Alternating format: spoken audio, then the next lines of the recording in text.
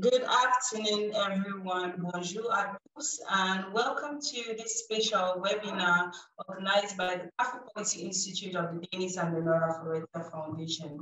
Indeed, as part of activities at the Afro Policy Institute, the Governance and Democracy Division of the Institute is organizing this special webinar on the theme, how effective are the sanctions enacted by African regional organizations against unconstitutional changes of government in Africa? And would like to encourage everyone who is joining this webinar today to please send in your questions as panelists at the discussions. You can use the Q&A box below to send in your questions, and also use the chat box to interact with panelists and with attendees. Introducing today's moderator, the moderator for today's event is none other than Dr. Steve Pameton, who is the Democracy and Governance Analyst at the Afro Policy Institute. Good afternoon, Dr. Steve. It's a pleasure to have you moderate this very wonderful session. Please, can everyone please indicate where they're joining us from? We know people are joining us from different parts of the world, so do let us know that in the chat section. Over to you, Dr. Steve. Bon après-midi. Bon après-midi, Ansel Langlois. Merci pour l'opportunité et l'occasion que vous me donnez de prendre la parole. Chers participants, merci à toutes et à tous d'avoir répondu présent à cette invitation du Afro Policy Institute, de ce moment d'échange, ce panel de haut niveau que nous avons le plaisir de modérer et d'avoir cet après-midi sur une question fondamentale et épineuse qui concerne les relations africaines. Quelle efficacité des sanctions des organisations régionales africaines contre les changements anticonstitutionnels de gouvernement en Afrique? Eh bien, le continent africain connaît depuis plusieurs mois maintenant et peut-être plusieurs années le retour des changements anticonstitutionnels de gouvernement.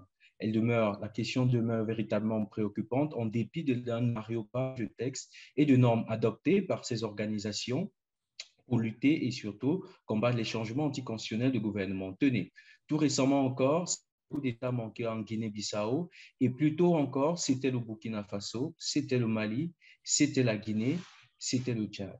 Voilà donc le continent africain qui continue à revivre la question fondamentale des coups d'État et des changements anticonstitutionnels de gouvernement. La question que nous voulons nous poser ce soir, c'est de questionner l'efficacité des sanctions qui sont prononcées par ces organisations régionales africaines, en l'occurrence l'Union africaine et les communautés économiques régionales impliquées dans la promotion de la bonne démocratie, de la démocratie et de la bonne gouvernance en Afrique. Quelle est donc l'efficacité de cette sanction? Vous aurez donc compris que le prétexte de ce débat, c'est évidemment les sanctions prononcées par la CEDEAO contre un État, le Mali en l'occurrence. Plusieurs sanctions sévères, jugées par certains, moins sévères pour d'autres, ont été prononcées contre cet État, au sommet duquel trône aujourd'hui une transition militaire. Pour donc évoquer les contours de cette thématique d'une importance particulière, nous avons convié des invités triés sur le volet. Et votre participation, le nombre d'inscriptions que nous avons reçues à l'annonce de ce webinaire montre combien le panel a été attractif pour nous. Permettez-moi, mesdames et messieurs, d'introduire ceux et celles qui font partie de ce magnifique panel de la. Je voudrais commencer par le doyen, le plus grand d'entre nous. Alors, il est forcément l'une des sommités du droit public qui arpente sans complexe aujourd'hui les couloirs des prestigieuses universités Panthéon 1, Sorbonne. Après l'université de Caen en Basse-Normandie, où il a occupé plusieurs postes de responsabilité successivement, les fonctions de directeur, de master de droit fondamentaux, vice-président de l'université, doyen de la faculté de droit. Il a dirigé tour à tour à l'université située place Panthéon, le département de droit social de l'Institut de recherche juridique de la Sorbonne et le centre de formation continue Panthéon-Sorbonne. Professeur associé à l'université de Bangui, il communique son savoir éclectique dans plusieurs universités européennes et à l'université du Togo, de Lomé au Togo. Contre l'Union européenne et de nombreuses organisations internationales, ce fin limier des procédures devant les juridictions internationales et européennes compte plusieurs écrits pluriels du droit. Il est chroniqueur de la vie juridique, politique et sociale des pays africains dans différents médias nationaux et internationaux. Il parle un projet de mise en place d'un nouveau think tank dénommé Nouvelle Perspective démocratique africaine. Vous l'avez reconnu, mesdames et messieurs, c'est un honneur pour nous de recevoir cet après-midi le professeur Jean-François Akandi Kombe. Professeur, bonsoir et bienvenue. Bonsoir, docteur. d'avoir répondu présent à ce moment d'échange très attendu. Alors, notre deuxième panéliste, merci infiniment, professeur. Merci pour votre disponibilité. Alors, notre deuxième panéliste est un jeune loup aux dents longues, mais plutôt bien aiguisé. Je voudrais donc remercier le professeur Atandi d'être là et surtout Madi de répondre présent et remercier également tous nos participants qui sont en ligne en ce moment et qui nous écoutent. Vous pourrez donc mener le débat dans la chatbox. Je voudrais simplement indiquer cela. Le temps vous sera donné tout à l'heure, chers participants, pour prendre la parole et poser vos questions, contribuer. Mais vous pouvez commencer à mener le débat dans la chatbox. Alors, je vous invite, cher professeur Emadi, à rentrer de plein pied dans ce qui est le plat de résistance de ce jour. Commençons par faire un état des lieux des crises du constitutionnalisme en Afrique. Coup d'État, le coup d'État militaire est devenu comme une donne. Le droit de la transition démocratique est finalement devenu comme une acceptation sur le continent. Je voudrais commencer par vous, professeur. Comment expliquer cela? Transition démocratique, quelles sont les causes véritables, en votre sens, qui permettent d'expliquer cette crise du constitutionnalisme que nous connaissons sur le continent avec la résurgence des coups d'État militaires? Alors, j'ai plutôt tendance à penser qu'il n'y a pas seulement qu'une crise du constitutionnalisme. La crise est beaucoup plus large que cela. C'est une crise sociale, sociétale.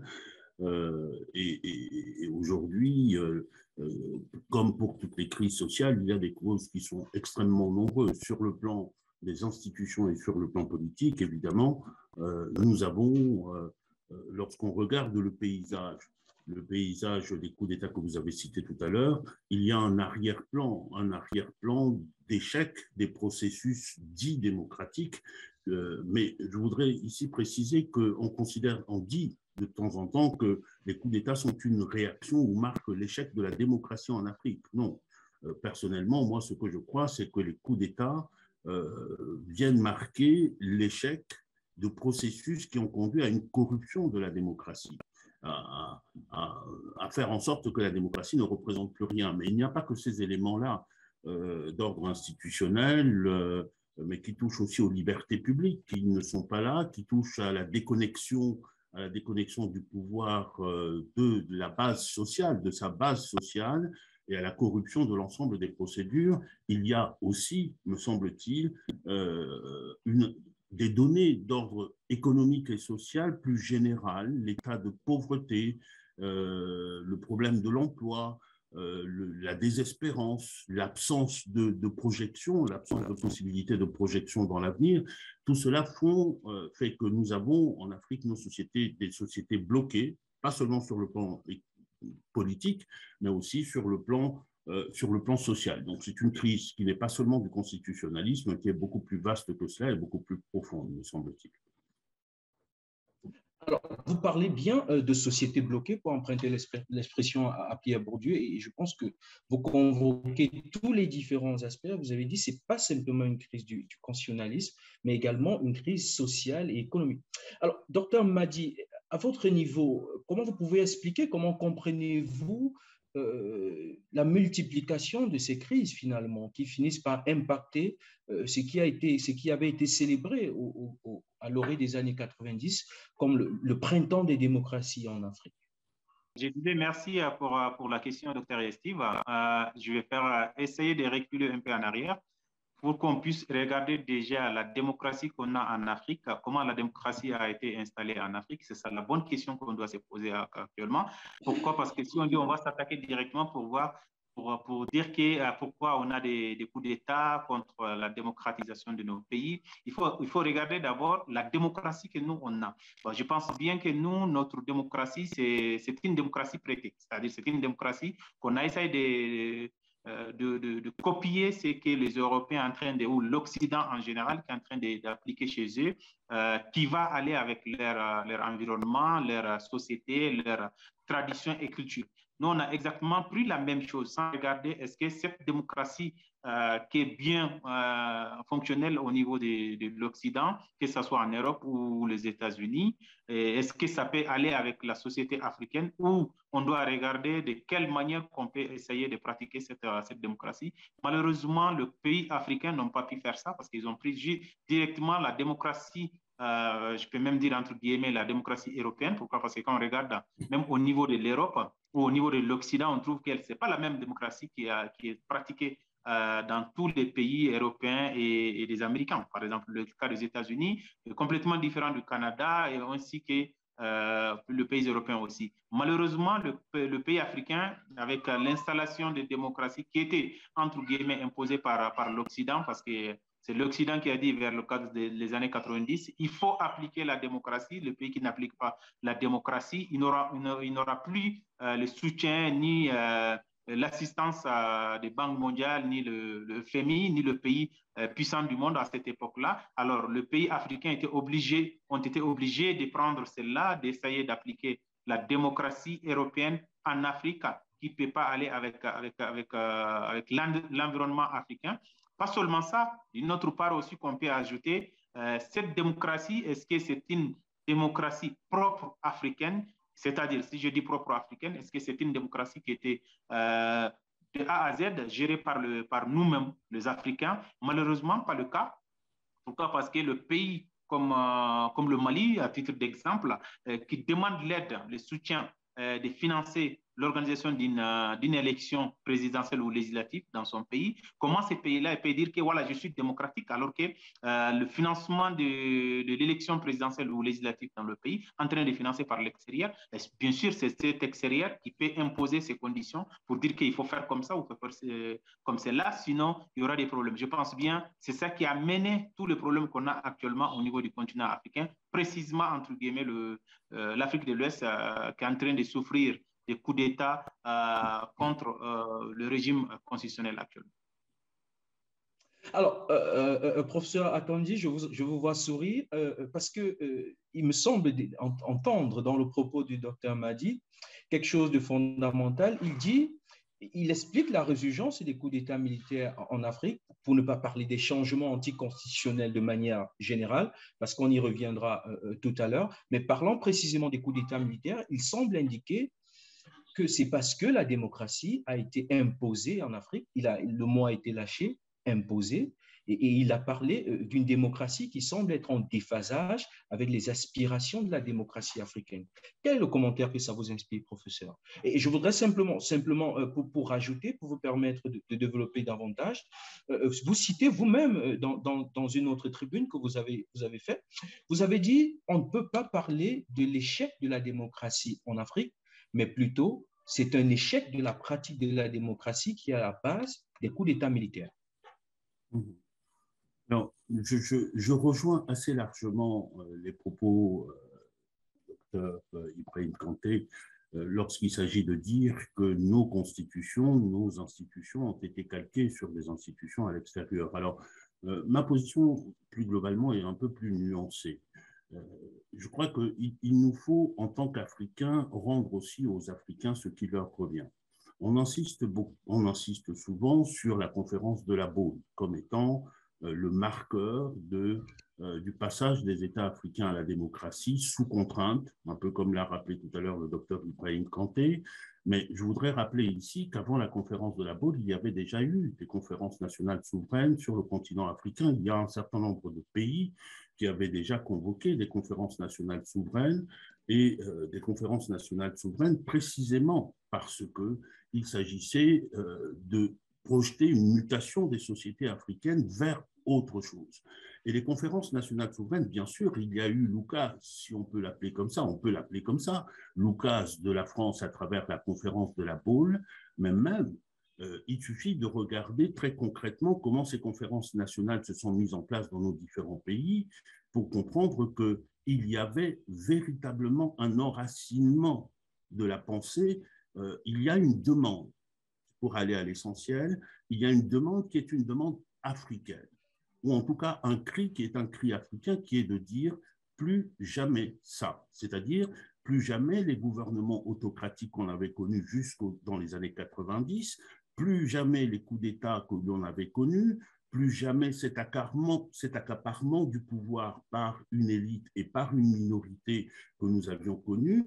Donc il y a une vraie demande africaine.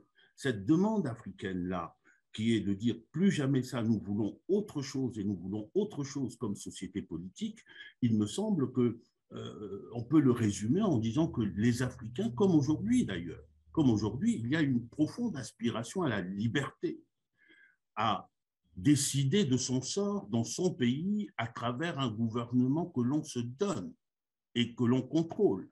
Et donc, j'emploie plutôt ce descriptif-là plutôt que d'employer le terme démocratie, parce que le terme démocratie a une charge telle qu'il nous projette vers des horizons où nous ne sommes pas nécessairement d'accord. Mais cette demande-là, qui a été une demande africaine, le problème, c'est que justement, par une conjonction de facteurs extérieurs, le professeur Ibrahim Kanté l'a très très bien expliqué tout à l'heure, je n'y reviens pas, mais ces facteurs extérieurs se sont conjugués à des facteurs internes. En fait, il y a une conjonction des élites. Nos gouvernants ont participé aussi à cela. Il y avait des Africains qui y trouvaient leur intérêt pour conserver le pouvoir, pour s'enrichir, etc. Et cette idée-là, cette idée fondamentale des sociétés africaines qui, à travers les conférences nationales souveraines, s'était exprimée, cette demande n'a pas trouvé de réponse.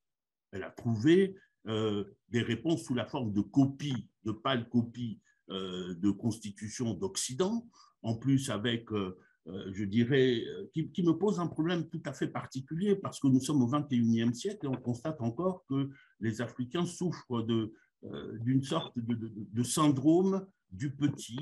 On va aller chercher des constitutionnalistes en France, dans d'autres pays, même parfois des constitutionnalistes qui sont médiocres, hein, je le dis ici, même s'ils m'écoutaient ici, ce sont des collègues, je les connais. On va chercher des constitutionnalistes médiocres qui viennent, qui restent dans des hôtels, qui fabriquent des constitutions. Et à vrai dire, ce n'est pas autre chose que la convocation d'un mercenariat intellectuel en Afrique, de la même manière qu'on a des mercenaires qui portent les armes. Donc, je suis d'accord sur le fond, nous sommes d'accord sur le fond, mais sur l'historique et sur, je dirais, sur la relation, il faut être plus nuancé, me semble-t-il. Il y a quelque chose qui est profondément ancré en Afrique, qui est une revendication de liberté.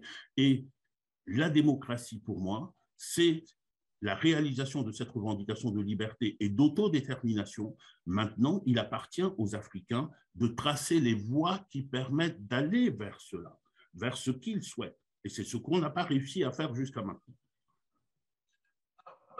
Vous parlez bien de tracer la voie, mais on voit bien que la voie, elle semble difficilement empruntable parce que c'est vraiment la réjouissance. Nous ne vous entendons pas bien.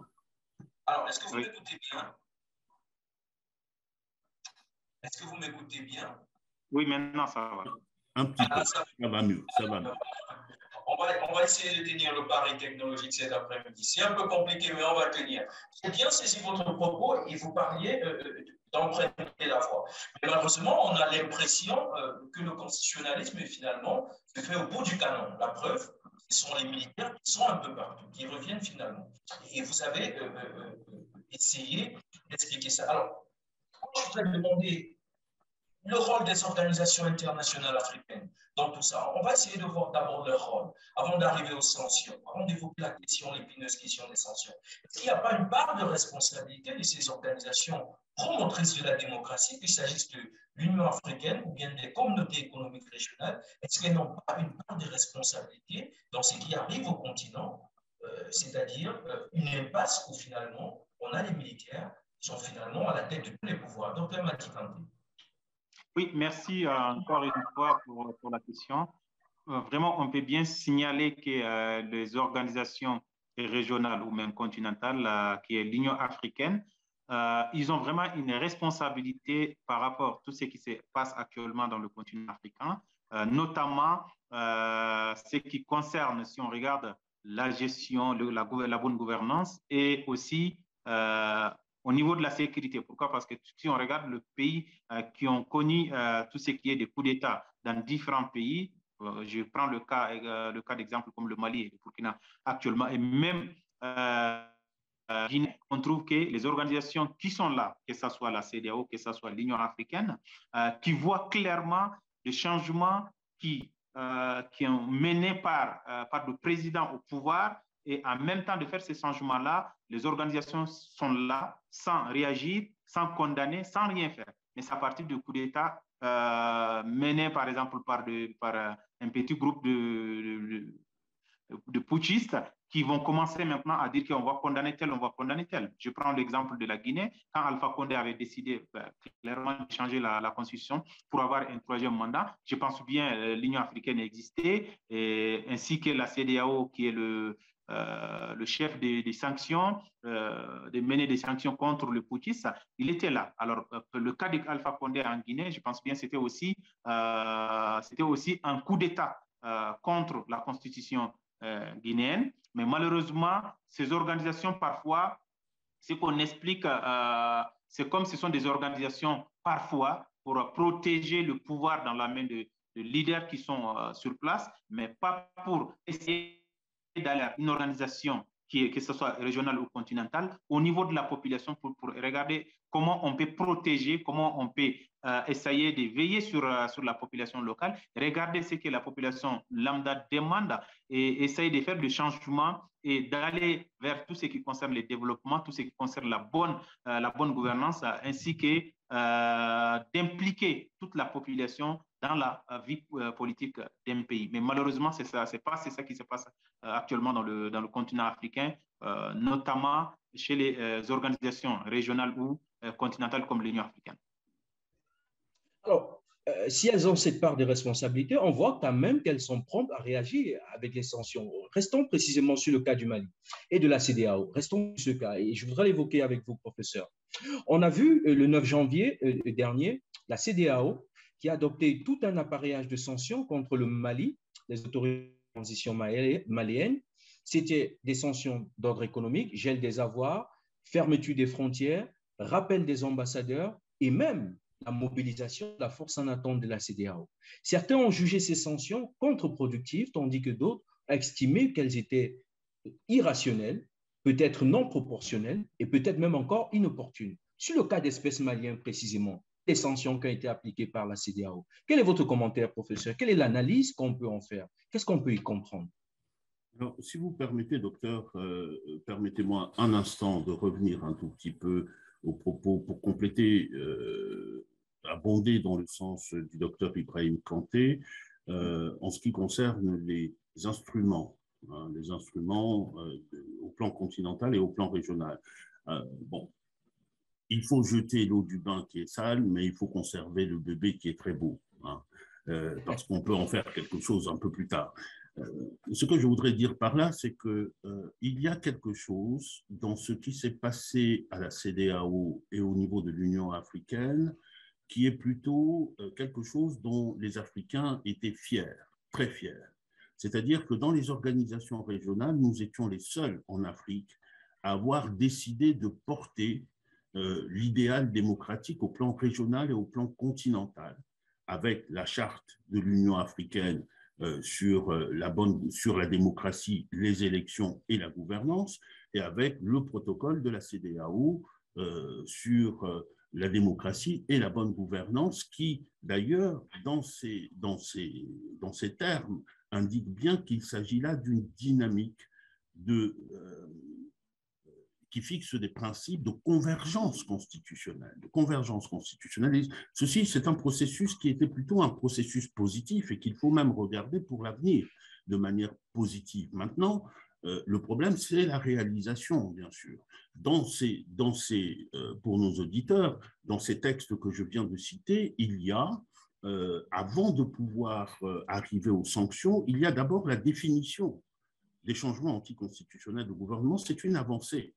Auparavant, nous ne voyions que les coups d'État, c'est-à-dire les coups de force qui sont provoqués par des militaires qui prennent les armes, qui prennent le pouvoir par la force. Mais le changement anticonstitutionnel de gouvernement, c'est tout autre chose. Les deux textes que j'ai cités tout à l'heure mettent dans ce panier-là différentes choses, y compris la révision inconstitutionnelle de la Constitution, ce qui s'est passé en Guinée, y compris les interventions de mercenaires, la dissidence, les rébellions armées, le refus de remettre le pouvoir et même les violations massives des droits de l'homme. Donc, la notion, c'est une notion qui est très intéressante et qu'il nous faut conserver parce que dans la lutte pour la démocratie, ces notions-là sont importantes. Et puis maintenant, en arrivant aux sanctions, en arrivant aux mesures plus exactement, aux mesures, dans ces textes-là, il y a des mesures qui se situent en amont. Pour résumer, nous avons d'abord la surveillance des élections, parce que c'est un moment fort de la démocratie, pour assurer la transparence. Nous avons également dans ces textes-là, ensuite, je dirais, la surveillance des processus constitutionnels tels que les révisions, avant d'en arriver à la sanction contre les coups d'État. Et le problème, justement, le problème a été très, très bien expliqué par le docteur Ibrahim Kanté tout à l'heure, c'est que sur ces différents piliers, nos organisations n'y étaient pas. Nos organisations ont fonctionné un peu comme le médecin après la mort. Hein. On attend d'abord, la démocratie se corrompt, petit à petit, on pose des actes, on creuse le trou, et puis tout d'un coup, le médecin après la mort arrive, le cadavre est là, il faut l'enterrer, donc on le jette au fond du trou, on applique des sanctions. Bon. Et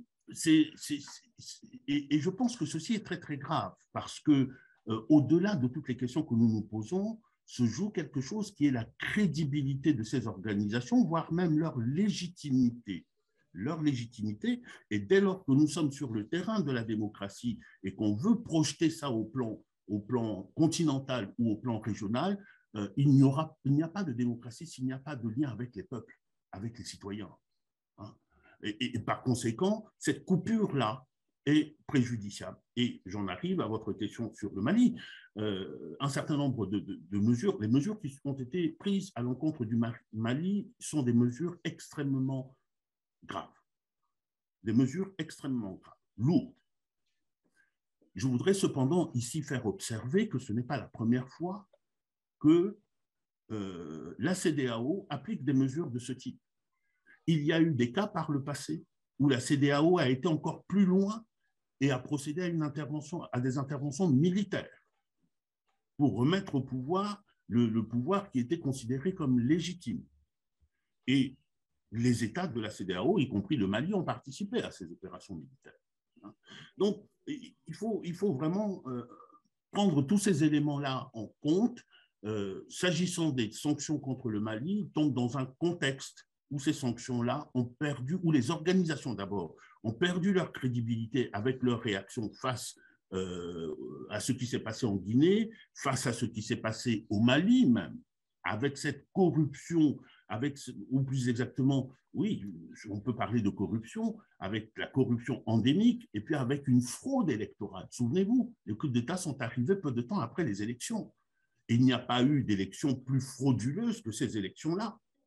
Et les rapports de tous les observateurs de l'Union africaine et de la CEDEAO faisaient bravo.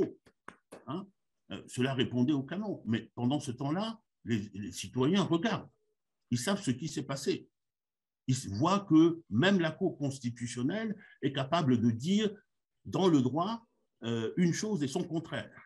OK, bon, voilà. Moi, ce que je voulais juste ajouter à ce que vous avez dit, professeur, c'était concernant le cas du Mali précisément. Pourquoi? Parce que l'élection présidentielle de 2018, j'étais déjà au Mali. Et puis, tout ce qui s'est passé au niveau de cette élection, j'étais sur le terrain et je connaissais déjà. Pourquoi? Parce qu'on ne peut même pas considérer comme une élection démocratique, c'est-à-dire c'est un processus démocratique en train de se passer au Mali, mais plutôt c'était comme on va descendre, essayer de mobiliser le monde pour dire que voilà, voici, c'est lui qui doit être le président, alors chacun va avoir sa part.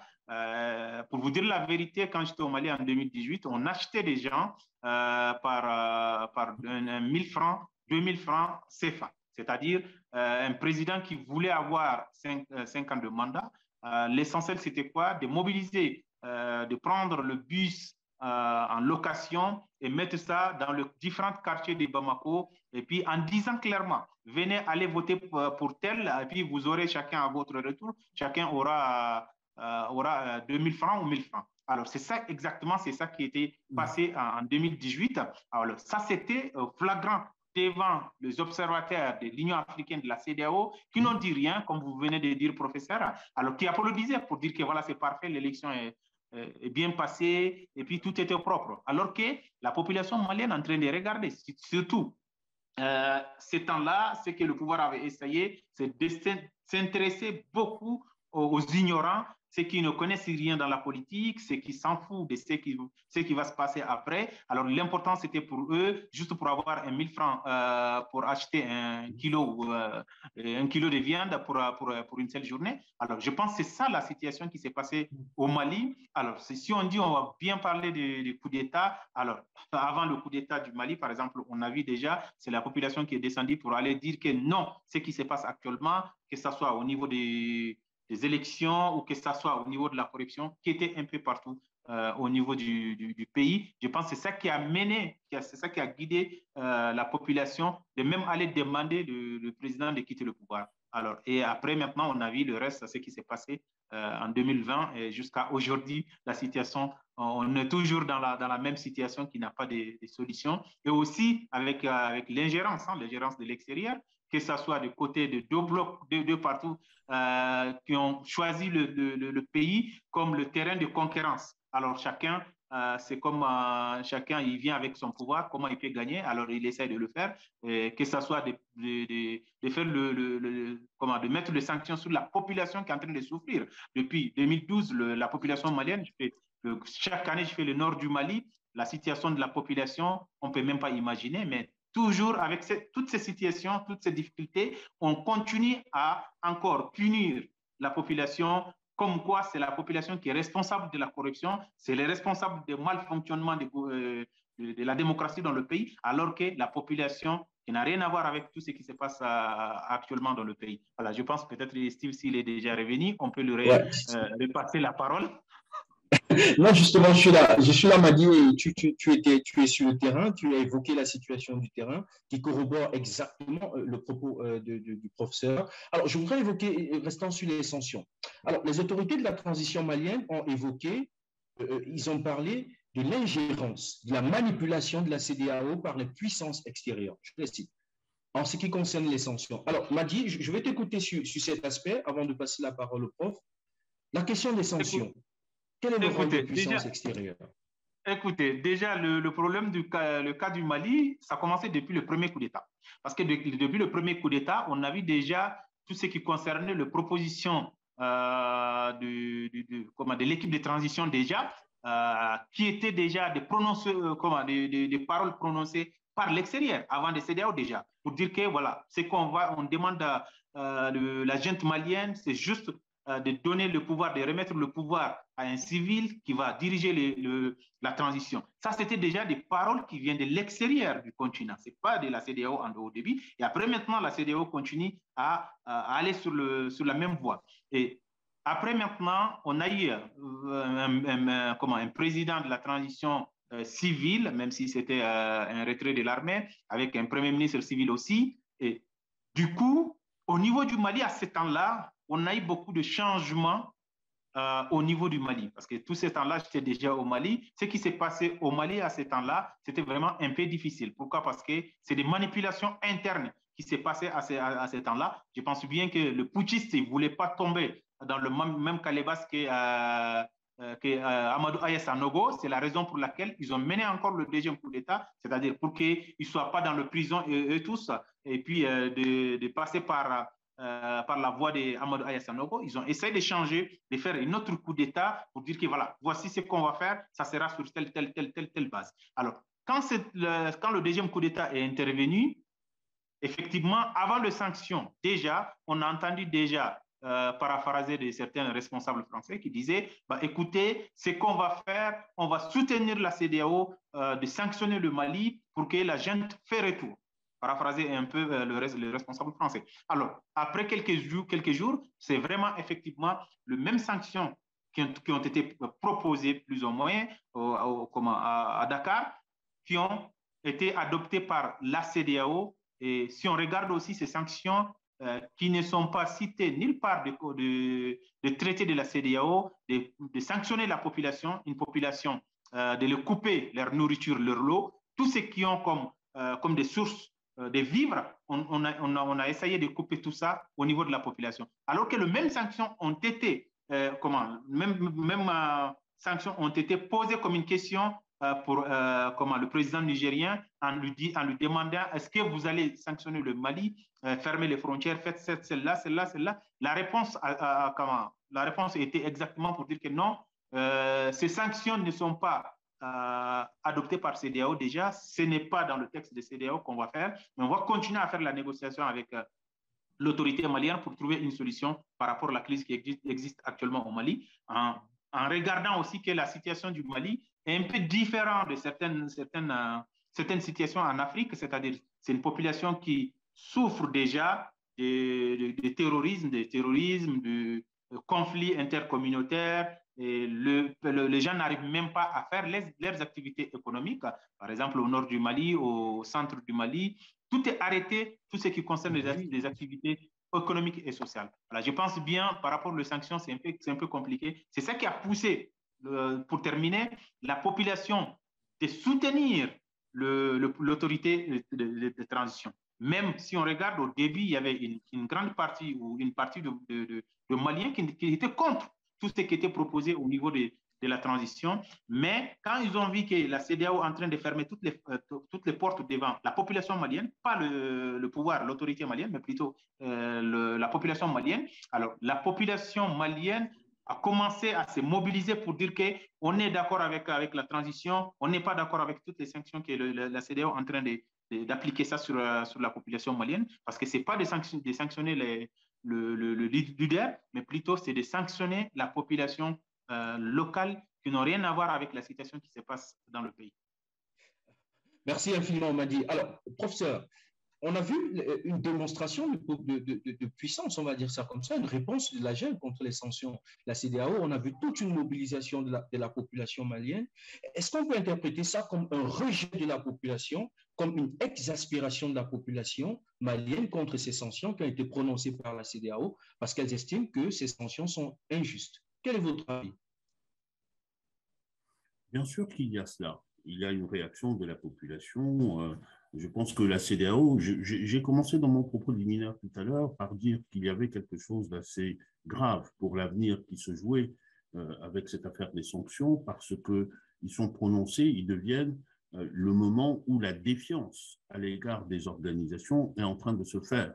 Et c'est préoccupant parce que justement le sens de l'histoire africaine qui a été dessinée par les pères fondateurs des États africains et par les panafricanistes, le sens de l'histoire africaine, c'est d'aller vers l'intégration sous-régionale, puis continentale, et donc d'aller plutôt vers l'unification africaine. Or, là, on est en net recul, et vous avez raison, je n'ai pas plus à ajouter à cela. Il faut le prendre en compte naturellement. Mais pour ce qui concerne les sanctions elles-mêmes, au plan du droit, la question peut se discuter. La question peut se discuter de savoir quel type de sanctions.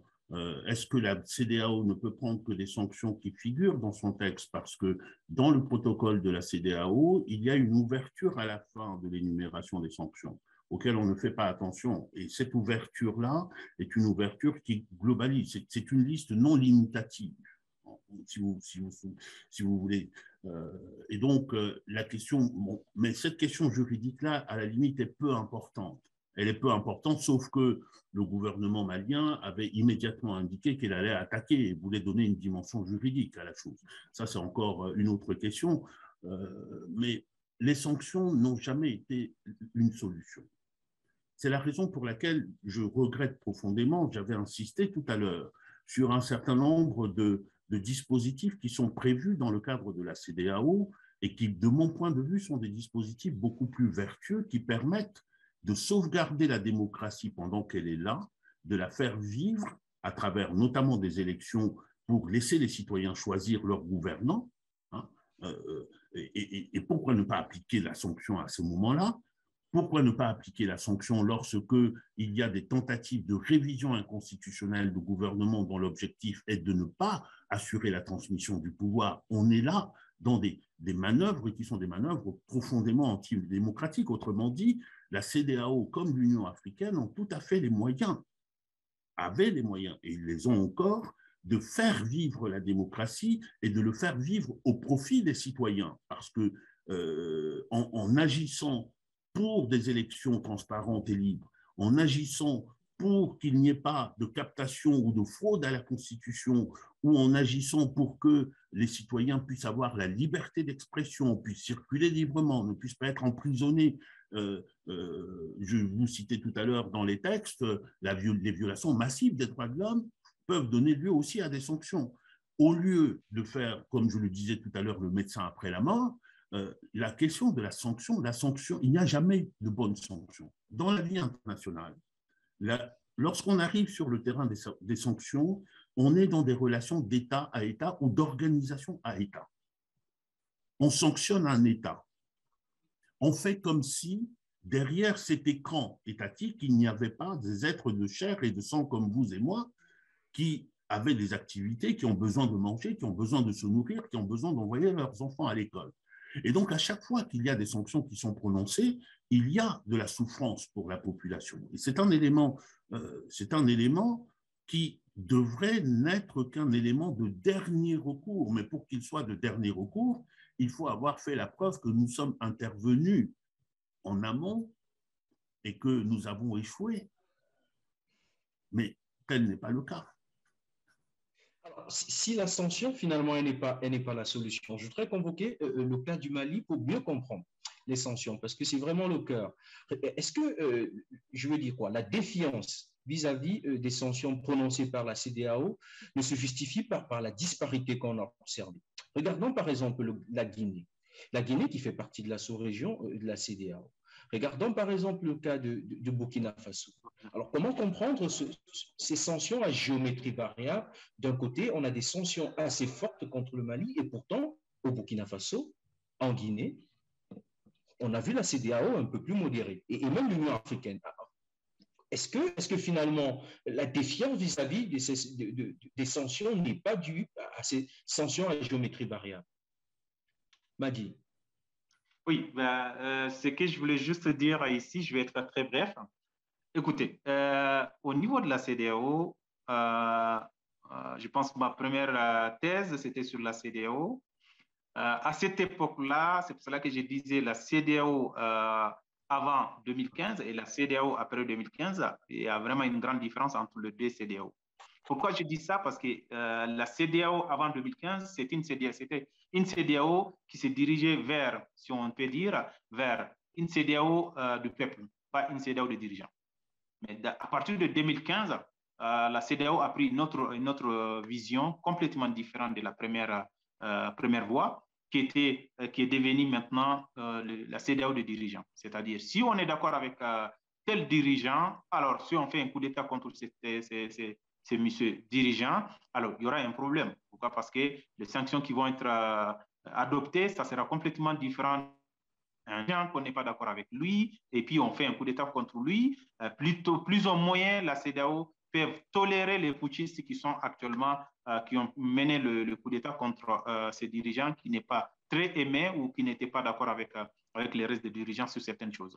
Alors, pourquoi je dis ça? Parce que quand on regarde le cas du Mali, c'est vraiment différent. Ce n'est pas seulement le cas d'aujourd'hui. Hein. Je parle même depuis Amadou Aya Sanogo. Pourquoi? Parce que quand Amadou Aya Sanogo a fait le coup d'État au Mali en 2012, c'était des sanctions immédiates de fermer les frontières du Mali.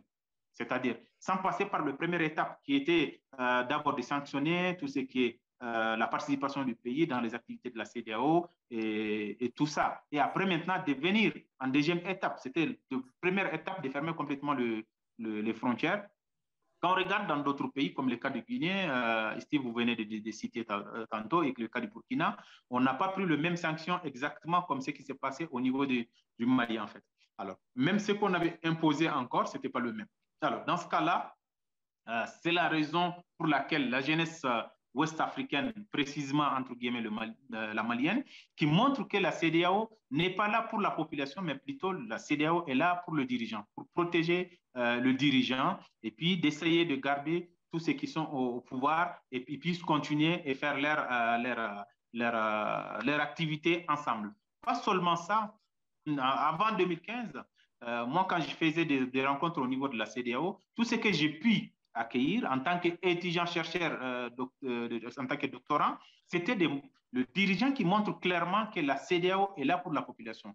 La CEDEAO ferme toutes les portes devant tout ce qui est l'ingérence de l'extérieur, tout ce qui est des pays qui essayaient de se mêler dans les affaires ouest-africaines. Alors, il fermait les portes. Mais par contre, après 2015, tout ce qu'on voit, c'est le soutien, le pouce qui vient de l'extérieur à l'interne de la CEDEAO. Le cas de ECO, ce n'est pas notre sujet aujourd'hui, mais le cas de ECO, par exemple, qui était déjà préparé pour dire que voilà, voici nouvelle monnaie unique pour l'espace CEDEAO qui va être adoptée. Tous les pays seront à l'intérieur de ces monnaies-là, mais malheureusement, avec l'ingérence qui vient de l'extérieur, la CEDEAO elle a fini de bloquer tout ce qui était ces textes, propres textes en application. Alors, je pense bien, vraiment, il y a une différence par rapport à cette CEDEAO avant 2015. Juste, j'ai donné l'exemple de 2015, mais c'était même un peu avant 2015 et la CEDEAO d'aujourd'hui. Alors, on a beaucoup parlé de la CEDEAO comme si les coups d'État militaires ou bien les changements anticonstitutionnels ne concernaient que la sous-région Afrique de l'Ouest. Alors, je voudrais convoquer le cas soudanais particulièrement avec le prof. Le cas soudanais quand même est assez impressionnant. On voit quand même des militaires qui sont présents. On voit une population qui est complètement à l'opposé des prétentions militaires et des morts tout le temps. Mais on voit par exemple que la communauté de l'Afrique de l'Ouest est silencieuse sur le cas. L'Union africaine, en amont, est également silencieuse. Peut-être n'est pas suffisamment audible sur le cas soudanais. On voit par exemple la situation au Tchad, qui est assez particulière, qui est une situation assez particulière. On a bien vu ce qui s'est passé et malheureusement, la CEAC est restée finalement silencieuse. Voilà donc deux hypothèses et deux organisations sous-régionales qui ont des comportements différents. Comment comprendre le cas soudanais particulièrement et le cas tchadien? Mais dans les deux cas que vous avez cités, ce sont des États qui ne sont pas membres de la CEDEAO. Donc la CEDEAO, les textes de la CEDEAO ne vont pas s'appliquer à ces États-là. S'agissant du Soudan, si on veut prendre au niveau régional, le Soudan est membre de la Conférence internationale de la région des Grands Lacs.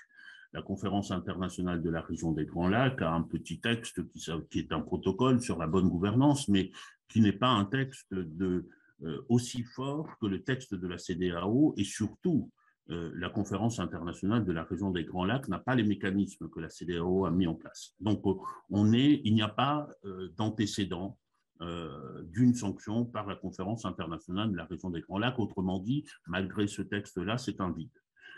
En Afrique centrale, vous avez cité la CEAC, on pourrait même y ajouter la CEMAC, ces communautés d'Afrique centrale. Il n'y a d'ailleurs que la CEDEAO. C'est pour ça que je disais tout à l'heure qu'il ne faut pas trop hâtivement jeter le bébé avec l'eau du bain parce que la dynamique est une dynamique intéressante. Ce qui s'est passé au sein de la CEDEAO, il me semble qu'en Afrique centrale, on aurait intérêt à emprunter les mêmes voies, mais en tirant les leçons de ce qui est en train de se passer, c'est-à-dire des carences et de ce qui est nécessaire pour que ces mesures-là et ces contrôles au niveau régional se fassent dans l'intérêt des populations et dans l'intérêt des citoyens. Mais pour aujourd'hui, on n'a rien en Afrique centrale. Donc, au plan régional, on ne peut pas. On ne peut pas reprocher aux organisations régionales de ne pas agir lorsqu'on ne leur a pas donné la compétence de le faire. Maintenant, il reste l'Union africaine. Il reste l'Union africaine. Oui. Il reste l'Union africaine. Et dans les deux cas, d'ailleurs, la réaction de l'Union africaine n'est pas exactement la même. Parce que dans les deux cas, nous avons d'abord le Soudan, il faut se souvenir, hein, le Soudan, à peu de choses près, le début du coup d'État, enfin le début du basculement du Soudan ressemble à peu de choses près au basculement au Mali. Il faut se souvenir de la révolte du pain. C'est la population qui s'est levée contre le régime de Omar el-Béchir. Et cette population, ça a débouché sur un coup d'État, un premier coup d'État, avec l'appel aux civils pour venir former un gouvernement, en tout cas un gouvernement fait de civils et de militaires, et puis ensuite les militaires se sont braqués et maintenant ont décidé de gouverner tout seuls. Or, l'Union africaine exprime de très fortes réserves à l'égard du Soudan. Aujourd'hui, le Soudan est sous pression, ce qui n'est pas le cas du Tchad. Ce qui n'est pas le cas du Tchad. Le Tchad, immédiatement, dans les D'ailleurs, il y a eu une célérité qu'on ne connaît pas à l'Union africaine lorsqu'il s'est agi de l'affaire du Tchad, mais tout le monde aura compris à peu près pourquoi la question tchadienne importée à l'Union africaine. Je n'ai pas besoin de l'énoncer ici. Mais c'est tout ça, c'est plutôt, de mon point de vue, cette politique du deux poids, deux mesures sur les mêmes phénomènes qui fragilisent et qui décrédibilisent les organisations, en l'occurrence ici l'Union africaine. Donc, bon, en Afrique centrale, nous sommes loin, très très loin. Mais bien sûr, il faudrait des dynamiques pour pouvoir arriver à un point où on met en place des mécanismes de surveillance de la démocratie, je dirais même des mécanismes, même pas seulement de surveillance, des mécanismes de vitalisation de la démocratie. C'est ce qui est important, de vitalisation de la démocratie dans nos différents pays. Merci infiniment, professeur. Alors, à votre suite, je voudrais accueillir notre troisième panéliste qui est là. On a le docteur Nyagali Bagayoko qui nous a rejoint. On me signale qu'elle est là et nous sommes très heureux de l'accueillir. Merci infiniment, Madame Dr Bagayoko, de nous recevoir. Je sais que votre agenda était extrêmement chargé aujourd'hui. Alors, je vais dire quelques mots rapides sur le Dr Nyagali Bagayoko, qui crève l'écran toutes les fois qu'elle a l'occasion de parler. PhD en sciences politiques et surtout... et surtout très experte, très au fait des questions sécuritaires. Elle est présidente de l'African Security Sector Network. Voilà, c'est un plaisir, madame, de vous accueillir. Alors, je vais vous accueillir à chaud. Hein. On est parti, on est vraiment en train de questionner ces sanctions-là. Alors, je vais évoquer le cas malien, précisément. Une question de géopolitique d'entrée de jeu. On a bien vu comment les sanctions qui ont été appliquées par la CEDEAO au Mali ont fait l'objet d'un blocus au niveau du Conseil des Nations Unies. Conseil de sécurité des Nations Unies. Ces sanctions n'ont pas été entérinées par le Conseil des Nations Unies. Alors, la question, c'est de savoir, est-ce que finalement, l'Afrique ou alors le Mali n'est pas l'objet d'une nouvelle bataille géopolitique entre les grandes puissances? Alors, bonjour à tous. Je vous prie de bien vouloir m'excuser, mais moi, j'avais noté que les débats commençaient à 17h d'ici, c'est bien ça? Non, 16h précisément. 16h. D'accord, donc je suis absolument navrée. Donc, enfin, à 16h, on est bien d'accord? Oui. Non, à 16h de Paris? 16h GMT. GMT, voilà. Bon, écoutez, toutes mes excuses en tout cas, parce que j'avais tout programmé. Bon, en tout cas, je suis ravie d'être avec vous et je vous remercie infiniment pour cette invitation. La question que vous me posez, je dois dire qu'elle m'inquiète en fait. Parce que je pense que recommencer à analyser le terrain africain avec des prismes qui datent d'une époque qui, à mon avis, est totalement révolue, est très préoccupant, non pas par rapport au fait que vous la posiez légitimement, mais justement par rapport au fait que des arguments qui paraissent issus de cette époque de la guerre froide sont de plus en plus avancés pour justifier notamment une présence internationale dans la zone. Je trouve aujourd'hui extrêmement préoccupant de savoir que l'un des arguments majeurs avancés par les partenaires européens est justement la volonté de rester engagé au Sahel pour contrer l'influence russe. Je trouve ça extrêmement grave dans la mesure où le regain de visibilité de la Russie dans la zone date d'il y a environ 6 mois, alors même que les dynamiques sécuritaires qui profondément explique la dégradation continue de la sécurité dans cet espace n'ont absolument rien à voir avec ces dynamiques internationales. Donc moi, je suis aujourd'hui très inquiète face à effectivement cette nouvelle rhétorique qui relève, à mon sens, de ce que les Américains appelaient à une époque le mission swing, où on était censé être là pour combattre le terrorisme avec toutes les limites que cela impliqué, mais avec désormais une autre focale. Alors, professeur, est-ce que vous partagez la même inquiétude? Je partage la même inquiétude et de manière réversible. parce qu'il y a en Afrique également, nous avons les pays occidentaux qui ont repris les vieux canons des discours de la guerre froide, et il y a leurs vis-à-vis de la guerre froide qui ont repris les campagnes anticapitalistes, ce qui auparavant était anticapitaliste parce qu'on était à l'époque des idéologies. Je partage cette inquiétude-là, et je la partage d'autant plus que je vais même plus loin dans l'inquiétude. Parce que ce que nous observons, ce qui se passe au Mali aujourd'hui, a une profondeur historique. Et cette profondeur dans le temps, cette profondeur, c'est mon pays, c'est la République centrafricaine. C'est en République centrafricaine et c'était la bande de test, en quelque sorte, d'un certain nombre de choses, de discours que l'on retrouve aujourd'hui au Mali. Et puis, c'est aussi là qu'on a testé autre chose, qui là me préoccupe beaucoup du point de vue de notre continent et des dynamiques continentales. On parle de Russes. Bien entendu, l'Afrique a coopéré avec la Russie en tant qu'État dans plusieurs occasions, et ce dont on parle ici, c'est d'une compagnie, je ne sais pas ce qu'il en est au Mali, mais je sais qu'en République centrafricaine, ils le revendiquent tout à fait, ce sont des combattants d'un groupe militaire privé qui s'appelle Wagner.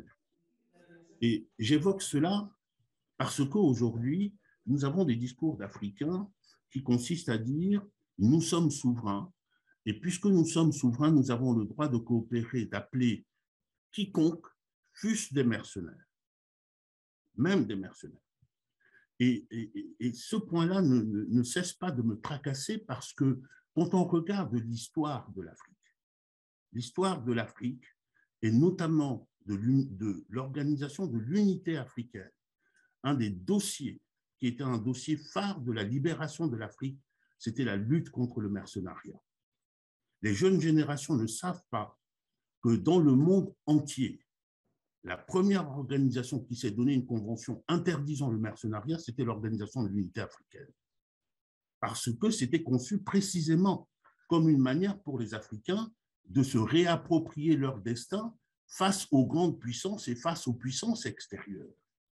Et même la Convention internationale de 1989 a été portée par les Africains, une délégation africaine de pays africains à la tête desquels il y avait le Nigeria. Il faut se souvenir de ce qu'ont été les années 60, 70, début 80 en Afrique, où les mercenaires avaient pignon sur rue. Et donc, cette bataille-là, on dirait qu'aujourd'hui, on est en train de jeter ces acquis-là avec ce qui est en train de se passer, avec la renaissance de cette bataille des puissances sur le continent africain. Ça, je le regarde avec beaucoup d'inquiétude. Beaucoup d'inquiétude. Merci, professeur. Alors, Madi, pardon. Allez-y, Magali. Non, pardon, je ne veux pas interrompre. Allez-y, Madi. Non, allez-y. D'accord. Non, merci infiniment, professeur Combé, pour cette intervention. Je pense qu'en effet, ce qui se passe en République centrafricaine est bien entendu un laboratoire et votre témoignage est extrêmement important. Et si je peux puis me permettre de vous poser une question en retour, parce que je pense qu'elle est vraiment très, très importante. Aujourd'hui, la plupart des observateurs considèrent que ce qui s'est produit justement en RCA à la suite du départ notamment de la France qui a très vite été remplacée par la Russie. Je pense qu'on se trompe un peu quand même parce que quand on refait la chronologie des événements, on s'aperçoit que la Russie avait déjà commencé à s'intéresser à la zone à travers la négociation des accords à Khartoum, etc., qui ont précédé ce déploiement. Mais je vous rejoins totalement pour ce qui concerne la question du caractère pionnier des dispositions prises au niveau de l'OUA en matière de lutte contre le mercenariat. Mais est-ce que première question, est-ce que cette fameuse société Wagner entre dans ces définitions classiques? C'est quand même une des difficultés auxquelles on se heurte, parce qu'aujourd'hui, tout le monde parle des mercenaires de la société Wagner, mais est-ce qu'ils n'échappent pas justement, n'est-ce pas leur force, que de mettre en œuvre des pratiques qui n'entrent pas dans le cadre juridique prévu à cet effet? Il y a la convention de l'OUA, bien sûr, et il y a celle des Nations Unies également. Ça, c'est la première question. La deuxième question est quel a été véritablement l'impact de cette société Wagner sur l'évolution de la situation sécuritaire au niveau stratégique. Est-ce que cette présence de Wagner et plus largement des Russes, mais vraiment pour s'intéresser à cette société, est-ce qu'elle est allée au-delà de la protection du régime centrafricain, enfin du présidence, hein, des institutions centrales, ou est-ce qu'elle a vraiment permis de faire une différence significative sur le terrain? La question me paraît particulièrement importante, puisqu'on s'aperçoit que les déploiements, notamment au Mozambique ou en Libye, sont loin d'avoir été couronnés de succès. Donc voilà, merci. Alors, c'est un peu ça la magie finalement de notre débat, c'est que les panélistes parfois se transforment en modérateurs. Alors, on va garder la question pour le professeur Jean-François Akandji, mais je voudrais interpeller Madi sur la même question. Alors, l'inquiétude, elle est partagée. Le mercenariat semble être de retour, c'est un reflux. Mais que fait l'Union africaine finalement? L'Union africaine semble totalement à fond, elle ne parle pas. Alors, Madi, tu veux bien ouvrir ton micro, s'il te plaît? Oui, merci. Effectivement, l'inquiétude s'est partagée, mais juste la différence, c'est sur quelle base qu'on est inquiet, c'est ça la bonne question. Pourquoi? Parce que moi, mon inquiétude, pas parce que l'Occident sont là, on n'est pas inquiet, on croit que c'est l'Occident qui va nous protéger. Et le jour qu'on entend qu'il y a une autre qui n'est pas l'Occident, et puis directement on commence à s'inquiéter, c'est ça qui est moi mon inquiétude. Pourquoi? Parce que mon inquiétude, l'Union africaine avait déjà un projet, c'est qui est le problème africain doivent être réglés par les Africains. Alors, c'est ça qui était la base. Moi, personnellement, j'étais convaincu à 100% par ça. S'il y a un problème dans un pays africain, on doit trouver une solution à travers les Africains, pas à travers de l'extérieur. C'est ça mon inquiétude. Mais actuellement, si on regarde le média, ce qui se passe dans le média, c'est-à-dire, on commence à évoquer le problème. Pourquoi? Parce que juste, il y a les Russes qui sont là, ou les Chinois qui sont là, ou les Iraniens qui sont là, ou les Turcs qui sont là. Mais par contre, d'autres étaient là déjà, pendant 60 ans, pendant 50 ans, qui étaient là déjà. Pourquoi on n'était pas inquiet pour ça? Moi, mon inquiétude, il faut que toujours le continent africain trouve une solution à l'interne. Pas d'aller chercher à l'extérieur, que ce soit au niveau de l'Occident ou de l'autre bloc. Non, de trouver une solution. S'il y a un problème au Mali, par exemple, le titre d'exemple, avant que la CEDEAO dise que je vais déployer la force d'attente contre les putschistes, pourquoi pas de ne pas déployer la même force d'attente contre les terroristes pour essayer d'éradiquer le terrorisme avant d'aller chercher à l'extérieur pour venir. C'est ça mon inquiétude. Je pense bien au niveau de la CEDEAO, au niveau de l'Union africaine, avait déjà un projet sur ça, qui est de régler le problème africain par les Africains. Alors, mais malheureusement, celle-là, c'est resté toujours dans les tiroirs. Pourquoi? Parce que quand on regarde le cas du continent africain, que ce soit en RCA, chez les professeurs ou chez moi au Mali, on est en train de toujours de dire qu'on va aller chercher à l'extérieur, on va aller avec d'autres partenaires, on va aller voir avec d'autres puissances. Je pense que ça, c'est un problème au niveau du continent africain. Voilà. Il faut que l'Union africaine essaye de... C'est bien saisi. Alors, je voudrais renvoyer la parole. Oui, m'a dit, c'est bon, c'est bien entendu. J'ai parfaitement entendu ce qui a été dit. Alors, je voudrais renvoyer la parole au professeur Jean-François Akandji en rassurant tous nos participants.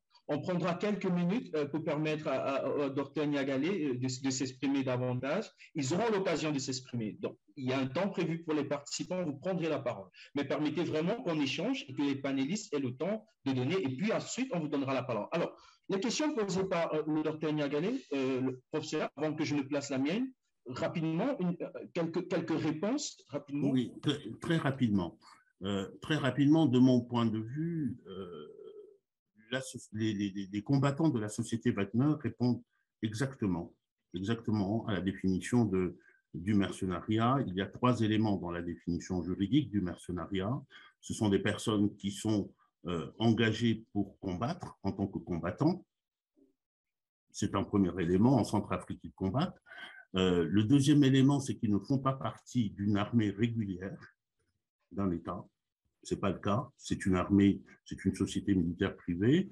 Et le troisième élément, c'est que leur participation aux hostilités est rétribuée. Ils font une forme de commerce de leur activité de mercenaires. Ce sont ces trois éléments-là. Mais que vous posiez cette question-là ne me surprend pas, parce que précisément, à partir du moment où l'interdiction s'est posée, dès qu'on pose une règle de droit, on essaye toujours de faire en sorte de la contourner, et les grandes puissances sont championnes là-dedans. À partir du moment où l'interdiction du mercenariat a été posée, les grandes puissances, les États-Unis, la France, la Russie, etc., se sont attachés à créer ce qu'on appelait les contractors, c'est-à-dire des genres qui peuvent aller sur les terrains de bataille et qui font la guerre privée à la place des États. Et ils ont construit, en fait, ce schéma-là. Le schéma que j'explique pour Wagner, c'est le même schéma pour Blackwater aux États-Unis ou pour Academy aux États-Unis, pour d'autres, pour la société, par exemple, Secopex en France. On a ce schéma-là. Mais il n'en demeure pas moins que ça reste des mercenaires. Ça reste des mercenaires. Et de ce point de vue-là, alors l'autre question que vous avez posée, il se trouve que j'étais à Bangui. Je continue à enseigner à la Sorbonne, mais j'étais conseiller du président de l'Assemblée nationale de l'époque à Bangui, et c'était assez intéressant, et je vous donnerai juste un exemple. Sur la question de la rétribution et sur le caractère pernicieux, il se trouve que la Constitution centrafricaine de 2006 a introduit une disposition tout à fait nouvelle qui oblige le gouvernement, avant la signature de tout contrat sur les ressources naturelles, à demander un accord préalable, l'autorisation préalable de l'Assemblée nationale. C'était tout nouveau, 2016. Et donc, nous sommes arrivés, la nouvelle équipe est arrivée, il s'agissait de mettre en œuvre cela. Et l'accord qui a été passé avec la société Wagner est tombé pendant ce temps-là, quelques temps après, à peu près dans les 6 mois. Et pendant 3 ans, cet accord a été mis au vert, d'une certaine manière, parce qu'il ne fallait surtout pas le publier, parce que la Constitution posait 2 exigences en plus. C'était que tous les accords devaient être publiés. Ils devaient être publiés. Et donc, pendant 3 ans, le gouvernement a présenté 6 accords, 6 contrats miniers. Les Russes n'y étaient pas.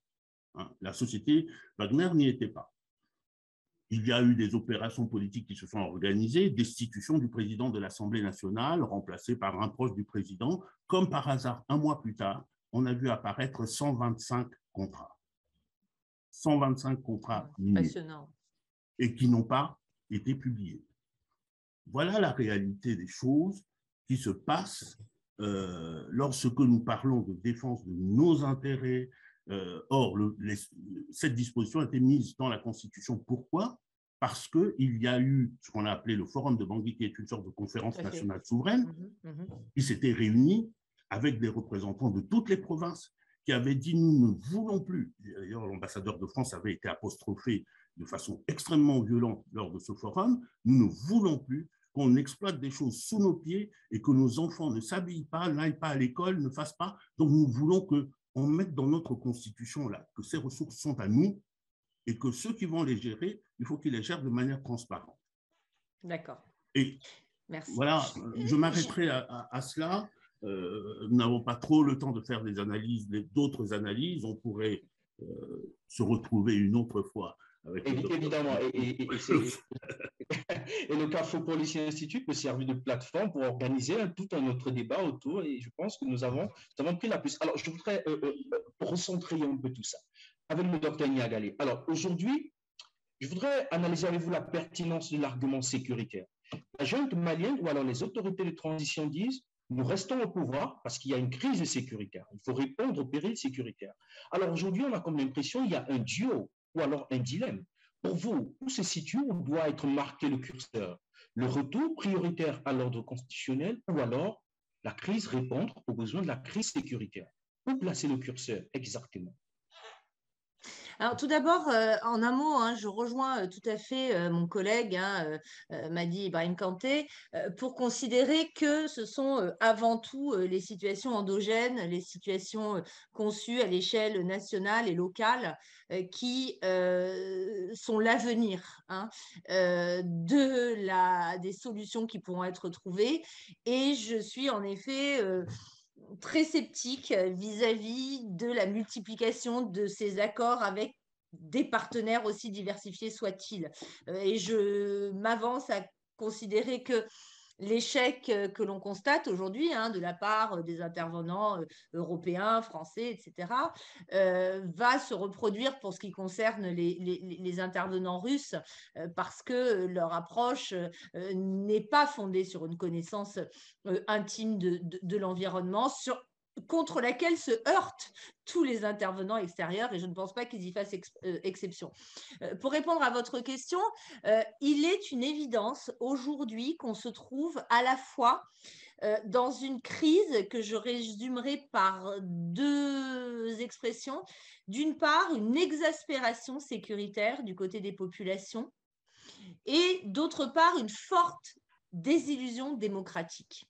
Et ce sont ces deux phénomènes conjugués qui expliquent la situation aujourd'hui. C'est-à-dire que je pense qu'il est extrêmement difficile aujourd'hui de présenter la tenue d'élections comme la solution à la fois politique et sécuritaire à la crise que traverse le Sahel. Cela ne veut absolument pas dire qu'il faut mettre de côté la démocratie, mais quel a été le dévoiement quand même de cette idée de ce concept de démocratie, plus exactement, qui en a été réduit à la tenue régulière de cycles électoraux dont on voit très bien qu'ils n'ont absolument pas tenu leurs promesses quant aux attentes suscitées auprès des populations. Les populations aujourd'hui très clairement placent leur sécurité au premier rang de leurs priorités. Et ils estiment que la plupart des acteurs, à la fois nationaux, civils et internationaux, ont failli à leur procurer cela. Ce qui est compliqué, c'est de savoir dans quelle mesure l'évolution qu'implique l'arrivée au pouvoir de gouvernements partiellement constitués par des militaires peut se faire comment dire, non seulement à travers une restauration de la sécurité, on verra très bien ce qui sera de l'offensive tentée là par les forces armées maliennes avec leurs alliés russes. Mais est-ce que cela pourra durablement se faire au prix du sacrifice d'autres aspects qui constituent aussi la démocratie, à savoir le respect de l'état de droit, le respect des libertés fondamentales, le respect de la liberté d'expression. Je crois qu'aujourd'hui, on est vraiment face à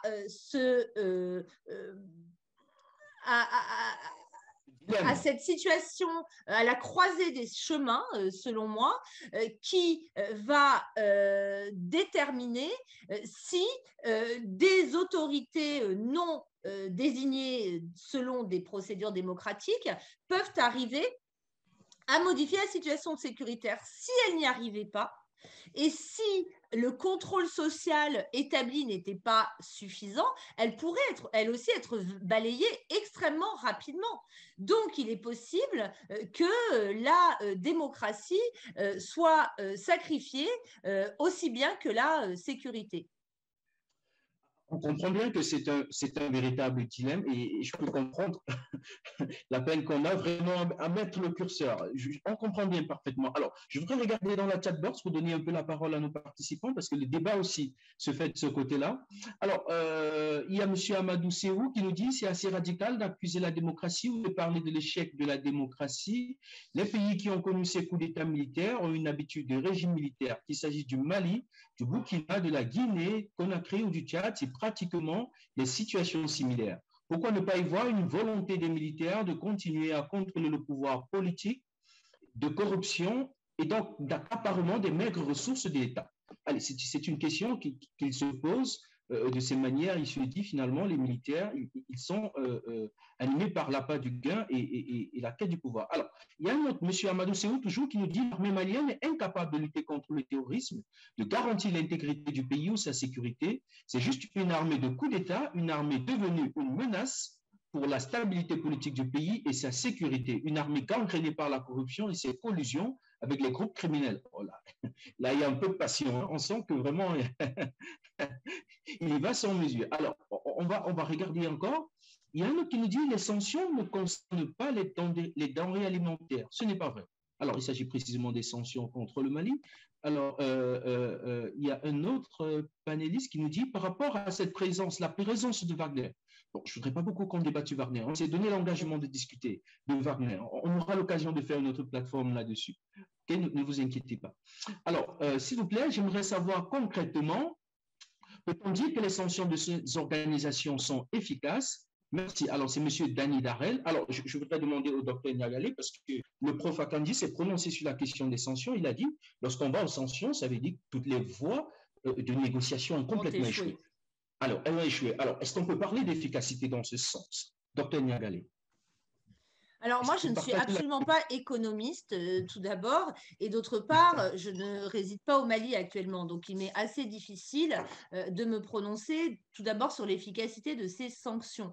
Je pense que Madi Ibrahim Kanté est mieux placé que moi, mais l'impression, moi je ne suis plus venue au Mali depuis le mois de décembre, donc avant le vote des sanctions, et mon impression et que finalement leur impact, qui pourra se faire sentir au fil du temps de manière plus violente, est aussi en partie contourné par l'informalité aussi qui concerne, qui caractérise un certain nombre de flux d'échanges au sein de la sous-région. Donc ça, c'est déjà une première question qui se pose quant à l'efficacité des cadres institutionnels. Moi, je pense que ce qui caractérise fondamentalement l'environnement sahélien, africain plus largement, et ce que j'appelle avec mes collègues l'hybridité, c'est-à-dire l'imbrication entre dynamique formelle et informelle, et je pense que les sanctions, justement, ne sont absolument pas exemptées dans leur application du caractère entremêlé de ces dynamiques.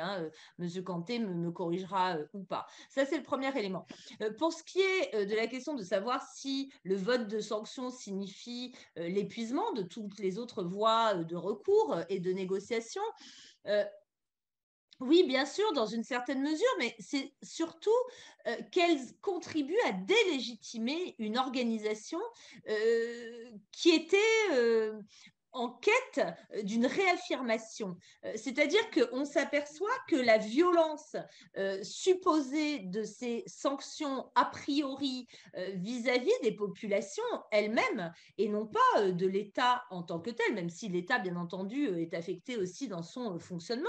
Mais le caractère très général dans leurs effets de ces sanctions a contribué, à mon avis, à creuser encore davantage le fossé qui s'est creusé entre la CEDEAO, dans une moindre mesure l'Union africaine, puisqu'elle est moins visible, moins présente sur le terrain, mais ça a contribué effectivement à aggraver ce gouffre de plus en plus béant parce que, à mon avis, la CEDEAO s'est caractérisée par le deux poids, deux mesures. J'entendais que le professeur Akandé en parlait quand j'ai pris le séminaire en cours. On s'aperçoit que la façon dont des sanctions sont appliquées seulement à quelques aspects du protocole pour la démocratie et la bonne gouvernance de 2001, à savoir les coups d'État militaires, alors que les manipulations constitutionnelles qui ont permis la prolongation de l'exercice du pouvoir d'un certain nombre de leaders civils a vraiment créé une très grande incompréhension vis-à-vis des populations de la CEDEAO qui, il faut le rappeler, sont censées être au cœur des politiques de l'organisation. L'agenda de la CEDEAO est officiellement ce qu'on appelle la vision 2020, qui a été adoptée dès 2007, donc il y a 15 ans maintenant, dont l'objectif était de passer d'une CDEAO des États à une CDEAO des peuples. Donc, quand on voit d'un côté une organisation qui ne se mobilise que pour sanctionner certaines prises illégales de pouvoir et pas d'autres, et d'autre part, une organisation qui adopte des sanctions extrêmement sévères qui vont contrevenir à la sécurité et au bien-être des populations elles-mêmes, on se trouve effectivement face à une organisation qui se trouve à la fois décrédibilisée et délégitimée. Voilà. OK. Alors, peut-être m'a dit, le docteur Niagalet t'a interpellé en très peu de mots. Tu vas confirmer ou pas la situation au Mali parce qu'elle dit qu'elle a quitté le Mali. Écoutez. Toute personne qui vont dire que les sanctions sont contre le leader du Mali, ils se sont trompés. Actuellement, de A à Z, tout ce qui est des sanctions contre le Mali, c'est contre. Je ne dis même pas contre le Mali, j'ai dit entre guillemets, c'est contre la population malienne. Pourquoi? Parce que si on dit que le Malien n'arrive pas à trouver à manger, ils vont mourir, ce n'est pas Assimi Goïta, le président Assimi Goïta qui va mourir en premier. Plutôt, il serait le dernier qui va mourir. C'est la population malienne qui va mourir un à un jusqu'à la fin. Actuellement, si on regarde sur le terrain, c'est la population qui est en train de souffrir. Et regardez les vidéos au niveau des marchés, c'est que les femmes et les hommes sont en train de dire sur la situation qui est très grave actuellement au Mali. Je pense bien, comme Dr Niagalet vient de dire. En réalité, c'est des sanctions contre la population, pas contre le dirigeant. Et puis, ce n'est pas du tout efficace. Pourquoi? Parce que les dirigeants sont là dans la tranquillité et par contre, c'est la population qui est en train de souffrir. Alors, quels sont les résultats que la CEDEAO peut obtenir à partir de ces sanctions? Je ne pense pas s'il peut y avoir des bons résultats à partir de ces sanctions. Merci. Alors, je vais prendre rapidement quelques questions qui m'arrivent dans la chat box. Il y a M. El Haditeye qui écrit est-ce que, alors, M. Moussa Komara, déjà, qui nous écrit pourquoi la plupart des intellectuels africains dans tous les domaines préfèrent exercer dans les autres continents et pas en Afrique. Ils ont une obligation morale de participer au développement de l'Afrique dans tous les domaines. Alors, je crois qu'il n'y a pas de débat là-dessus. Tous nos panélistes ici, vraiment le cœur, vraiment au continent. Je n'en dirai pas davantage en ce qui concerne le prof Jean-François. Alors, la question est bienvenue et ce n'est pas un tabou. Vous direz à ce monsieur, je ne me souviens pas de son nom, que s'il peut obtenir de mes autorités politiques et académiques d'accepter que j'aille délivrer ce que je fais sur Internet à l'université de Bangui, je paye moi-même le billet, j'achète même l'avion et j'y vais. Et donc,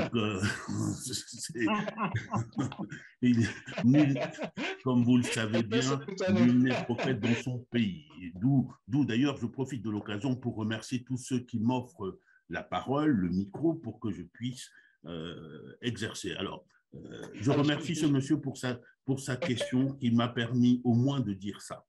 Et ça a été bien entendu. Je pense qu'il y a beaucoup de Centrafricains qui sont connectés. Je voudrais vous rassurer, nous avons pratiquement cassé les compteurs. Nous avons à peu près 80 participants qui sont à ce séminaire, qui nous écoutent de bout en bout depuis.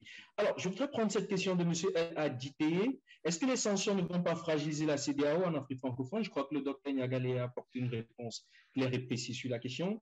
Quelle approche stratégique la CEDEAO doit avoir pour résoudre les crises sociopolitiques sans sanctions? Professeur, en 2-3 mots.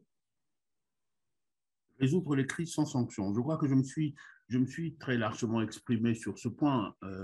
Il y a aujourd'hui deux problèmes au niveau de la CEDEAO. D'abord au niveau du protocole qui devrait être révisé. Je sais que la conférence des chefs d'État et de gouvernement a pris la décision à l'égard lors de l'affaire burkinabé d'ouvrir le chantier de la révision du protocole, mais je crains que ce ne soit pas sous de bons auspices. Mais dès lors que la boîte à Pandore est ouverte, on peut espérer qu'il puisse y avoir cette révision-là. Mais précisément, le deuxième point m'apparaît beaucoup plus important. Il me semble que la CEDEAO a péché surtout dans la mise en œuvre. Dans la mise en œuvre du protocole, il y a tous les éléments du dispositif que j'ai évoqué tout à l'heure qui permettent d'anticiper et de faire vivre la démocratie et d'agir un peu comme une organisation de surveillance de la démocratie et de vitalisation de la démocratie. Les élections, je l'ai rappelé tout à l'heure, les observateurs électoraux qui vont aux observations électorales comme s'ils allaient un peu en villégiature et qu'ils reviennent nécessairement, quoi qu'il se passe sur le terrain, avec des rapports élogieux, et tout cela crée la défiance dont parlait tout à l'heure le docteur Bagayoko. Et je pense que si l'effort était porté sur la mise en œuvre des mécanismes de la CEDEAO, du protocole de la CEDEAO en amont sur les élections, sur les tripatouillages de constitution, j'aime bien ce mot tripatouillage parce qu'au moins tout le monde le comprend, sur les tripatouillages de la constitution, sur également parce que le protocole prévoit qu'il peut y avoir sanction en cas de violation massive des droits de l'homme. Or, cette question-là, nos sociétés sont des sociétés verrouillées, où on ne peut pas parler, où on ne peut pas agir, on ne peut pas, où la création de ce qui forme dans une société comme les nôtres des éléments de contre-pouvoir et des éléments de vitalité sociale, c'est-à-dire les groupes, ces éléments-là, on les fracture systématiquement. Or, dans cet item de violation massive des droits de l'homme, il y a de quoi faire. Il y a de quoi faire en amont avant d'arriver aux sanctions. Avant d'en arriver aux sanctions, et je pense que dans une société, une société africaine où on réussira, où le citoyen, où qu'il se situe, se dira « je vais poser ce bulletin dans le vote », je suis sûr que la personne pour qui je vote, mon opinion que j'ai exprimée ici, sera traduite fidèlement après la décision de la Cour constitutionnelle. Si je perds, c'est que nous n'étions pas nombreux. Si nous sommes plus nombreux, nous sommes sûrs de gagner. À ce moment-là, lorsque on sent, c'est une question de dignité, hein, après tout. Ce n'est pas une question de droit, c'est une question de dignité. Je dis, je suis chez moi, je veux qu'on me gouverne selon ce que je veux, selon mes aspirations, selon mes besoins, pas en regardant à l'extérieur, et avec ma participation. Et c'est la revendication fondamentale des citoyens africains, qu'ils soient anciens, jeunes, vieux, etc. Et pour moi, c'est ça fondamentalement la démocratie. Et le reste, bon, on a de la voie pour y arriver, mais pour répondre à votre question, la CEDEAO a beaucoup à faire, peut beaucoup faire. Et bon, il reste simplement à ce que nos chefs d'État et de gouvernement soient convaincus.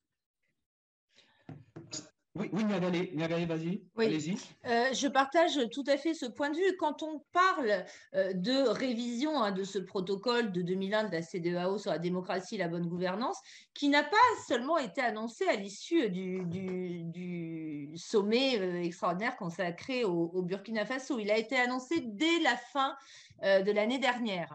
Et on voit que rien ne s'était produit entre-temps. Si je me permets de le mentionner, c'est pour dire qu'on n'avait pas avancé sur ce dossier-là. Mais je vous rejoins, c'est-à-dire que moi, j'ai beau relire ce texte, je ne vois pas tellement ce qui manque en réalité, si ce n'est son application dans tous les cas de figure.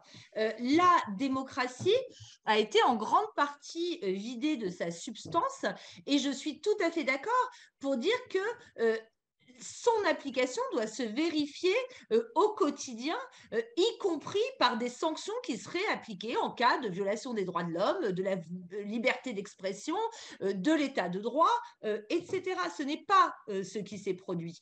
Donc, il faut se méfier aussi des révision qui ne serait que cosmétique. J'ajoute que l'Union africaine a également décidé de retoiletter certains de ses protocoles sur la démocratie. Mais on voit très bien qu'on se heurte, et c'est une question que j'ai vue passer là dans le chat, qui demande mais quelle est la légitimité finalement de ces organisations? C'est une vraie question.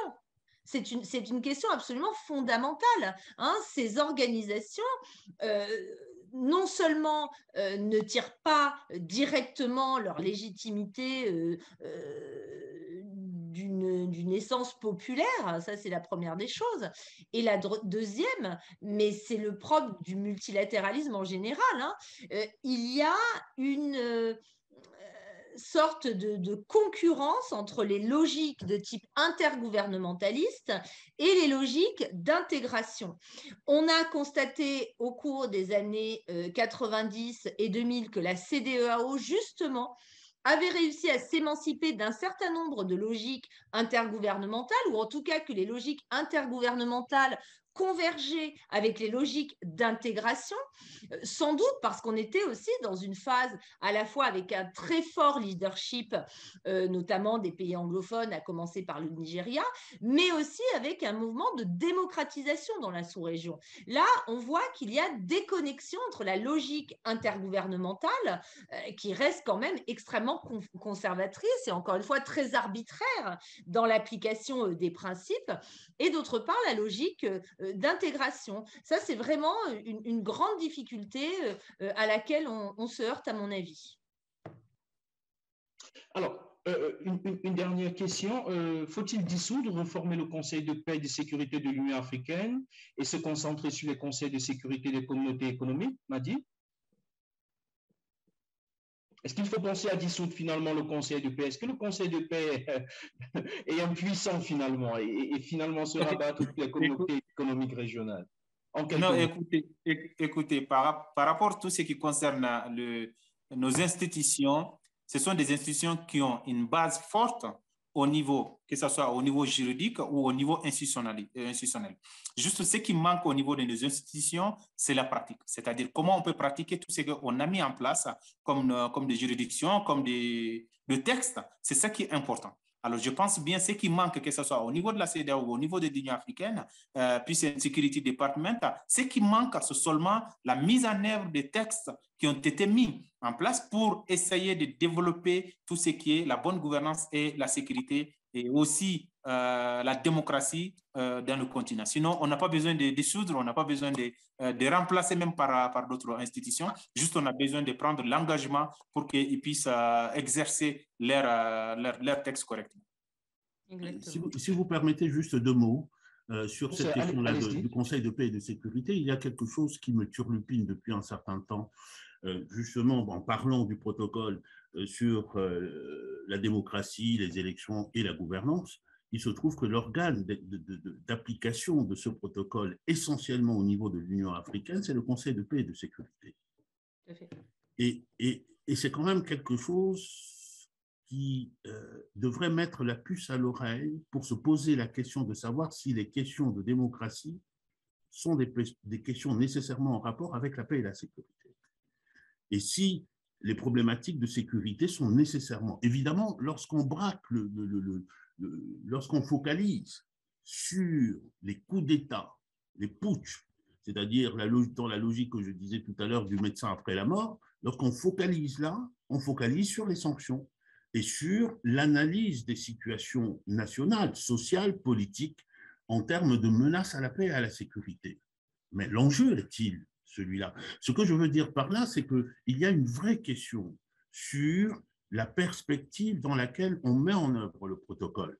Quel est l'organe qui met en œuvre le protocole et avec quel type d'action et quel type d'action positive pour mener le protocole? Et je pense qu'il manque aujourd'hui les institutions pour la bonne mise en œuvre du protocole, dans la perspective que nous avons indiquée. Alors peut-être c'est un plaidoyer, je voudrais dire un plaidoyer, peut-être dès qu'on était, les questions de démocratie du Conseil de paix et de sécurité, peut-être un plaidoyer pour un conseil, peut-être de la démocratie, de la gouvernance au niveau de l'Union africaine, je ne sais pas. C'est un pavé qu'on jette dans la main. Alors, vous voyez qu'on a largement dépassé le temps et le débat est tellement engagé. On a des participants qui ne retombent pas, au contraire, la barre ne fait que monter. Nous sommes à peu près à 80 participants. Je veux prier vraiment, le top management de nous donner 5 minutes. Je pense qu'on va faire des propos conclusifs rapidement et prier vraiment nos participants pour de nous permettre ça, parce qu'on ne peut pas s'éterniser. C'est tellement passionnant et intéressant. Alors, je vais avoir une question pour chacun de nous et puis on va essayer de formuler des recommandations, qu'est-ce qu'on en retient. Je commence avec le docteur Niagale. Une question un peu provocatrice dans ce sens. Elle paraîtrait un peu bête. Alors, est-ce qu'on peut envisager, est-ce qu'on peut percevoir le cycle des coups d'État militaires comme un nouveau départ du cycle démocratique en Afrique? Quand je le dis en toile de fond, je pense par exemple à Jerry Rawlings. Bien sûr. Au Ghana. Je pense également à Mathieu Kérékou, entre guillemets, au Bénin. Je pense également à Thomas Sankara. Alors, est-ce qu'on ne peut pas se dire Goïta, Madiba et tous les autres, est-ce que finalement, il n'y a pas un peu de Sankara en eux? Est-ce qu'il n'y a pas un peu de Fly Lieutenant en eux? Est-ce qu'il n'y a pas un peu du président ghanéen, voilà, en eux? Est-ce que ce n'est pas un nouveau cycle? Est-ce que ce n'est pas un peu bête, ça, comme ça? Est-ce qu'on ne peut pas envisager ça comme ça? Non, mais je pense que la question que vous posez est parfaitement légitime. Alors, je pense que l'exemple en la matière, plus que Sankara, est quand même Rawlins, parce que Sankara, malheureusement, on ne sait pas à quoi auraient abouti ces réformes, même si elles contenaient un certain nombre de germes intéressants. Mais ce qui est, à mon avis, pertinent dans votre analyse, c'est effectivement l'exemple de Jerry Rawlins, puisque là, on a quand même affaire au Ghana à une démocratie qui est assez solidement ancrée d'une part, et d'autre part à un appareil militaire qui a été stabilisé parce qu'il a été engagé, occupé. Notamment dans le cadre de ses déploiements dans des missions de maintien de la paix.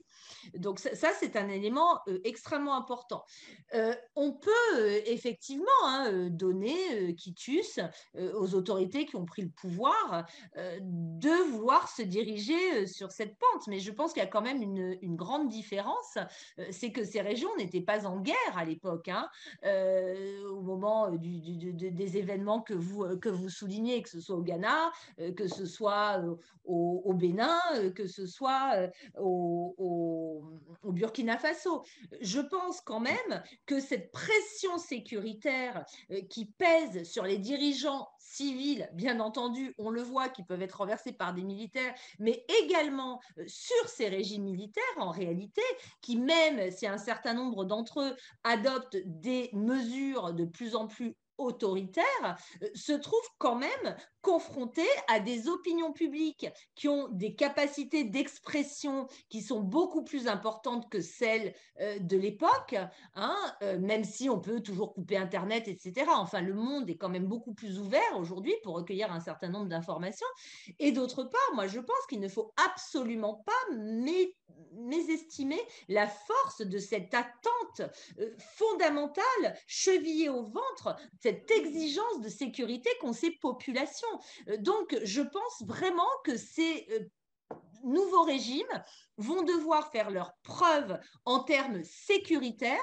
Peut-être qu'à ce prix-là, les populations pourront accepter de faire le sacrifice d'un certain nombre de libertés, c'est tout à fait possible, mais si le compte n'y est pas, je pense qu'elles pourraient également se retourner contre eux. Voilà qui est bien dit. Alors, une autre question un peu, vous permettrez qu'on sorte un peu par des questions un peu qui paraissent un peu indociles et peut-être pas très pertinentes. Professeur Akamdi, j'ai une question pour vous. Je me méfie quand vous commencez comme cela en disant que des questions pas pertinentes et indociles. Non, au contraire, c'est très pertinent. Je vous écoute avec attention. Alors, je voudrais vous poser une question qui me taraude l'esprit.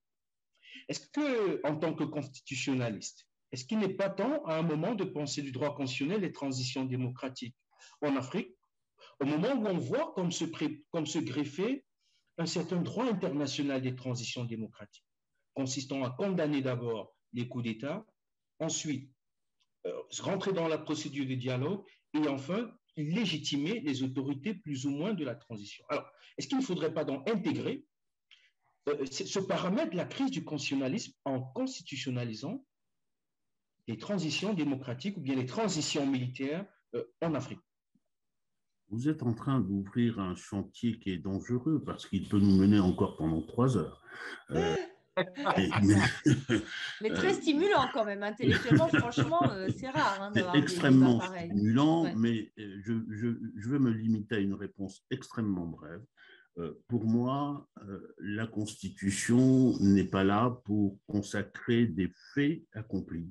Elle est là pour consacrer des volontés, pour donner une portée à des volontés et, si possible, à la volonté du plus grand nombre. Les transitions sont de l'ordre du fait, les coups d'État sont de l'ordre du fait. Il faudrait encore interroger les Africains pour savoir si leur volonté, c'est de porter et de pérenniser des coups d'État et des transitions. Et d'ailleurs, ceux qui mettent en place les transitions ne s'y trompent pas. C'est bien pour cela que même quand ils décident de durer 5 ans, ils appellent cela transition pour nous donner l'illusion du provisoire. Donc, on a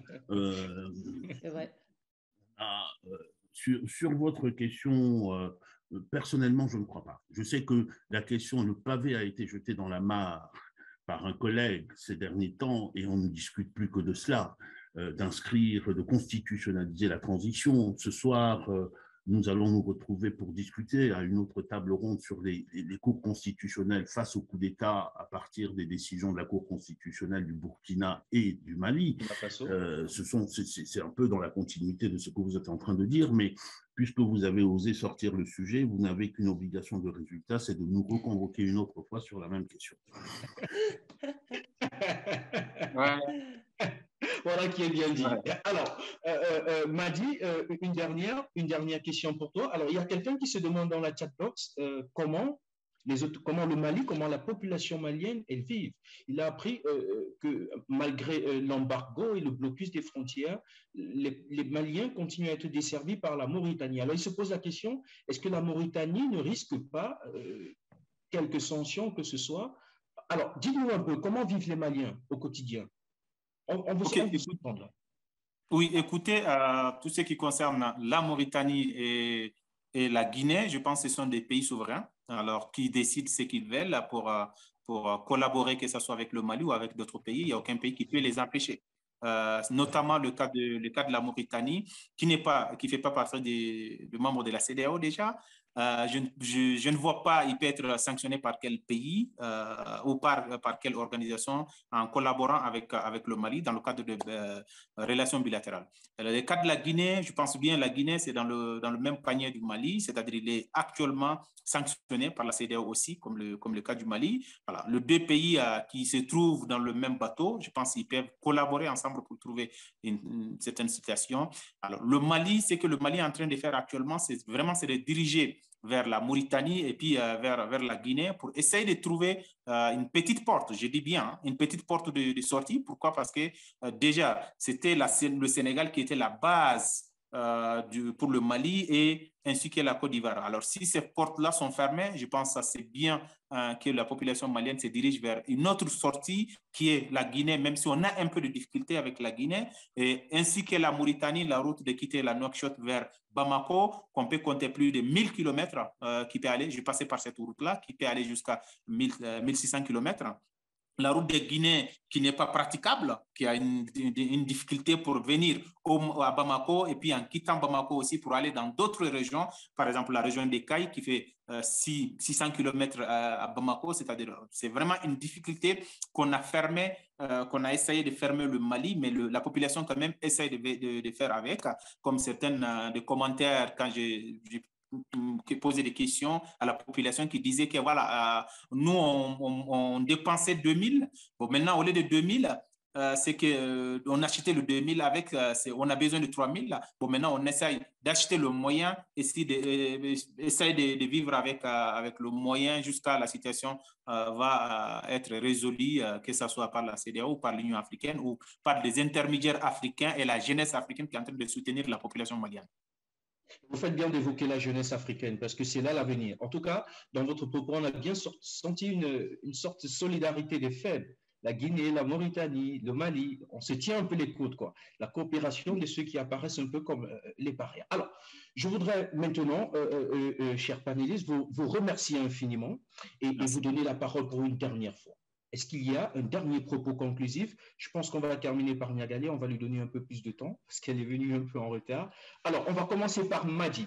Quelques recommandations pratiques. Comment on sort des coups d'État en Afrique? Qu'est-ce qu'on dit par rapport aux sanctions? Qu'est-ce qu'on en retient au final? Ton micro. Ma recommandation, c'est simple. Moi, ma recommandation, c'est simple. Les organisations régionales comme la CEDEAO, continentale comme l'Union africaine, il faut qu'ils prennent en compte tout ce qui est les préoccupations de la population. C'est ça qui est vraiment important pour éviter tout ce qui est des chaos dans nos pays, parce que de sanctionner un peuple, ce n'est pas de trouver une solution contre le coup d'État, mais plutôt d'essayer de prendre les préoccupations, de voir comment la population cherche, comme le professeur avait dit, que la population toujours cherche le changement vers la bonne route, c'est-à-dire ce n'est pas de mauvaise route, mais plutôt la population cherche, mais toujours la population qui est victime de ces situations. Ma recommandation au niveau de la CEDEAO, au niveau de l'Union africaine, toujours de regarder la population. C'est la population qui peut trouver la solution au niveau de tout ce qui arrive au niveau de nos pays. Merci infiniment, Dr Madi. Professeur, vous aurez 2 temps de parole, je veux dire deux points d'intervention. Premier point, un propos conclusif rapide. Et deuxième point, de nouvelles perspectives démocratiques africaines. On veut en savoir un peu plus. Vous embrayez. Alors, les propos conclusifs en 30 secondes. Il y a, c'est le docteur, la docteur Bagayoko tout à l'heure, qui disait que nous étions à la croisée des chemins. Et je le crois vraiment. Et à la croisée des chemins aussi sur l'aventure des organisations régionales et continentales. Et cette voie-là, si cette voie-là tombe, si elle crache, on ne sait pas où nous pouvons aller. Aujourd'hui, nous avons, j'avais dit tout à l'heure que le sens de l'histoire de l'Afrique, c'est celui des regroupements, celui du rassemblement, de l'intégration au plan sous-régional, puis continental, etc. etc. C'est le sens de l'histoire que nous ont légué nos parents, nos grands-parents. Et ce sens de l'histoire-là, s'il ne peut pas se faire par les organisations, peut-être qu'il faudrait commencer à réfléchir à le faire dans le cadre d'un vrai et véritable État pensé comme tel, dans lequel on s'organisera pour avoir un lien entre le politique et le citoyen, entre le sommet et les territoires. Ceci est très important et je crois que les organisations qui sont là aujourd'hui doivent avoir conscience qu'elles sont en train de jouer leur avenir. Sur Nouvelles Perspectives Citoyennes, il s'agit d'une initiative qui verra le jour dans les jours qui viennent, à l'initiative de laquelle nous sommes 3. Il y a le docteur Maître Mamadou Ismaïla Konaté, que vous connaissez sans doute, avocat malien, ancien ministre de la Justice du Mali. Il y a Madame la professeure, alors du coup j'ai un problème de trou de mémoire, c'est pas possible, je ne peux pas oublier son nom. Nous avons une collègue camerounaise et il y a moi-même, et d'ailleurs il faut que je retrouve absolument son nom, je suis impardonnable d'avoir oublié son nom, ça va me revenir, excusez-moi. Allez-y, professeur, ça va vous revenir, je t'en suis sûr. Oui, ça va me revenir. Donc, nous avons décidé de créer une nouvelle perspective démocratique africaine parce que nous sommes en train de vivre les temps que nous sommes en train de vivre. Et ces temps-là appellent à ce que nous, Africains, les Africains, c'est notre collègue Madame Nadine Machikou, dont on n'oublie pas le nom, mais je l'ai oublié. Nous sommes 3, donc nous avons décidé de créer ça comme sous la forme d'un think tank pour penser les questions constitutionnelles, politiques, de façon ouverte et entre Africains, et de façon pluridisciplinaire d'abord. Parce que ces questions-là et ces questions de gouvernance plus généralement ne sont pas des questions qui sont dédiées, malgré ce que mes collègues constitutionnalistes pensent, ne sont pas des questions qui sont réservées à eux. Nous ne sommes que des passeurs, nous ne sommes pas la volonté qui compte. Et puis la deuxième perspective, c'est qu'on observe bien tout ce que nous avons dit là, qu'il y a un échec, il y a une revendication fondamentale qui est là. Sa mise en œuvre a échoué. Cela veut dire qu'il faut inventer de nouvelles voies pour y arriver. Et pour inventer ces nouvelles voies, il faut se mettre au travail et travailler avec le terrain africain, avec les Africains, avec le terrain africain, en étant à l'écoute des préoccupations africaines et en essayant d'inventer des nouvelles pistes, des nouvelles institutions, des nouvelles procédures qui nous ressemblent, mais qui intégreront la notion universelle de démocratie et que nous serons capables d'exporter demain. Donc, voilà l'idée. d'ici quelque temps, j'espère que nous nous retrouverons dans ce cadre. Belle perspective. Nous serons très heureux de prendre part et d'apporter notre modeste contribution à ce nouveau laboratoire, à cette nouvelle idée que constitue l'Afrique. Alors, Dr Niagalé, je voudrais terminer avec vous en 2 temps. Propos conclusifs, et je voudrais vous rassurer, il y a beaucoup de personnes qui ont participé et qui veulent en savoir plus sur Africa Security Sector Network. Ils veulent participer, ils veulent contribuer, ils veulent écrire. Alors, on a le plaisir de vous avoir. Propos conclusifs, et vous nous dites davantage sur Africa Security Sector Network. Allez-y. Alors d'abord, merci encore pour cette invitation et vraiment très très sincèrement, toutes mes excuses, je suis très mauvaise, j'aurais dû vous dire de me préciser le décalage horaire. Ça m'arrive malheureusement très régulièrement. Donc, encore une fois, toutes mes excuses et aussi toutes mes félicitations parce que sincèrement, je participe à un grand nombre de discussions et je trouve que vraiment la qualité et le niveau des échanges intellectuels sont vraiment à saluer. Enfin, moi, vraiment, j'ai pu rester 1 heure quand même, très exactement. Donc, j'en suis ravie. Mais vraiment, toutes mes félicitations. Propos conclusifs, il me paraît absolument indispensable, en effet, de repenser à la fois la sécurité et la gouvernance en Afrique selon des perspectives ancrées fondamentalement dans une compréhension, dans une connaissance, dans une expertise locale au sens d'africain. Si je dis local, je sais que le terme est extrêmement contexté, mais je trouve que ça permet d'envisager les différents niveaux, y compris celui le plus proche du terrain. Donc, on va parler du niveau national, du niveau décentralisé, etc., et du niveau local. Mais donc, vraiment, je pense que l'expertise doit venir avant tout de ce terrain-là. Je ne crois absolument plus aux solutions importées de gestion de la sécurité. Cela ne signifie pas pour autant qu'il faille abandonner un idéal en termes de promotion de la démocratie et des droits de l'homme. Mais une fois de plus, je pense qu'il faut repenser cette démocratie selon un processus et non pas selon des événements ponctuels qui s'appellent des élections. Ça, c'est vraiment un élément qui me paraît extrêmement important. Et je pense aussi que d'un point de vue sécuritaire, les forces armées africaines ont désormais accumulé suffisamment d'expérience pour développer leur propre doctrine d'intervention qui correspondent à la fois à leur passé, à l'histoire de ce continent qui existe d'un point de vue militaire, c'est un premier élément, mais qui existe aussi au travers des très nombreux engagements internationaux qui ont été faits par des forces africaines, y compris sur le théâtre malien d'ailleurs, dans le cadre de la MINUSMA ou de la MISMA, la mission internationale sous conduite africaine qui l'avait précédée, toutes ces interventions de la CEDEAO et aujourd'hui toutes ces interventions à titre national, que ce soit bien sûr dans l'environnement sahélien, mais je pense que les militaires aussi d'Afrique centrale ont des choses à dire. Donc il y a un vrai travail auquel les pays africains dans leur ensemble doivent accepter de se livrer pour penser leur sécurité à travers leurs propres expériences et leurs propres connaissances intimes de leur propre milieu d'intervention. Ça, c'est le premier élément. Pour ce qui est rapidement, avant de présenter l'African Security Sector Network, je suis ravie d'entendre parler de la nouvelle initiative du professeur et de Maître Konaté. J'ajouterais qu'aujourd'hui a été lancé, a été publié un communiqué de ce qui s'appelle la coalition citoyenne pour le Sahel. Je l'ai diffusé sur mon compte Twitter, mais vous le verrez, il a été relativement bien relayé sur les réseaux sociaux.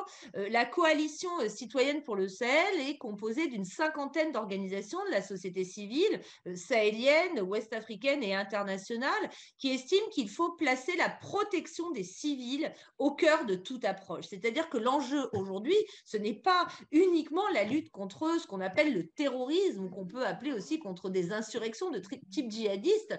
Il s'agit de protéger les populations contre des menaces multiformes, qu'il s'agisse de la prolifération de certains groupes d'autodéfense qui ont pu se livrer, ou dont certains se livrent encore à des exactions, des groupes criminels qui s'en prennent aux biens et aux personnes en dehors de tout projet politique ou religieux, et également, je vais conclure très rapidement, ou également des exactions auxquelles peuvent se livrer certains éléments des forces de défense et de sécurité.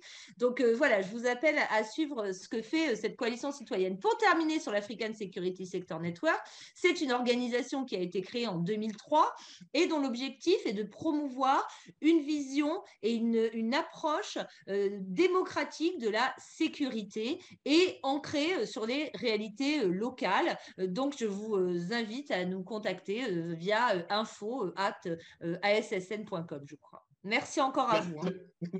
Merci infiniment, Dr Niagalé. Je voudrais vous dire tout le plaisir qui a été le mien d'être dans ce panel de haut niveau.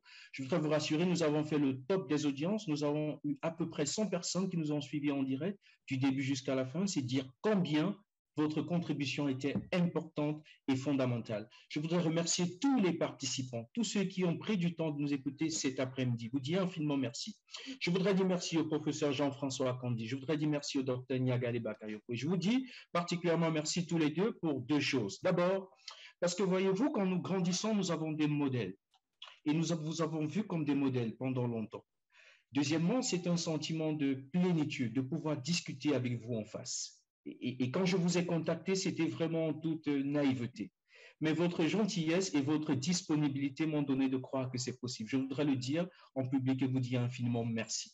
C'est pour dire combien nous renouvellerons dans ces expériences au Carrefour Policy Institute et précisément la division gouvernance et démocratie, dont j'assure pour le moment la coordination. Je voudrais qu'on ait juste une petite pensée pour la tante de Dr Madi Ibrahim Kanté qui nous a quittés 5 minutes avant le début de ce panel. Il a tenu quand même à être là. Vous allez voir qu'il est parti. Mais il était là et on ne l'a pas senti. Donc, je voudrais dire au docteur Madi, nous sommes de tout cœur. Nous sommes de tout cœur avec lui. Nous allons continuer à discuter inbox. Je voudrais donc vous remercier infiniment, vous dire vraiment merci du fond du cœur.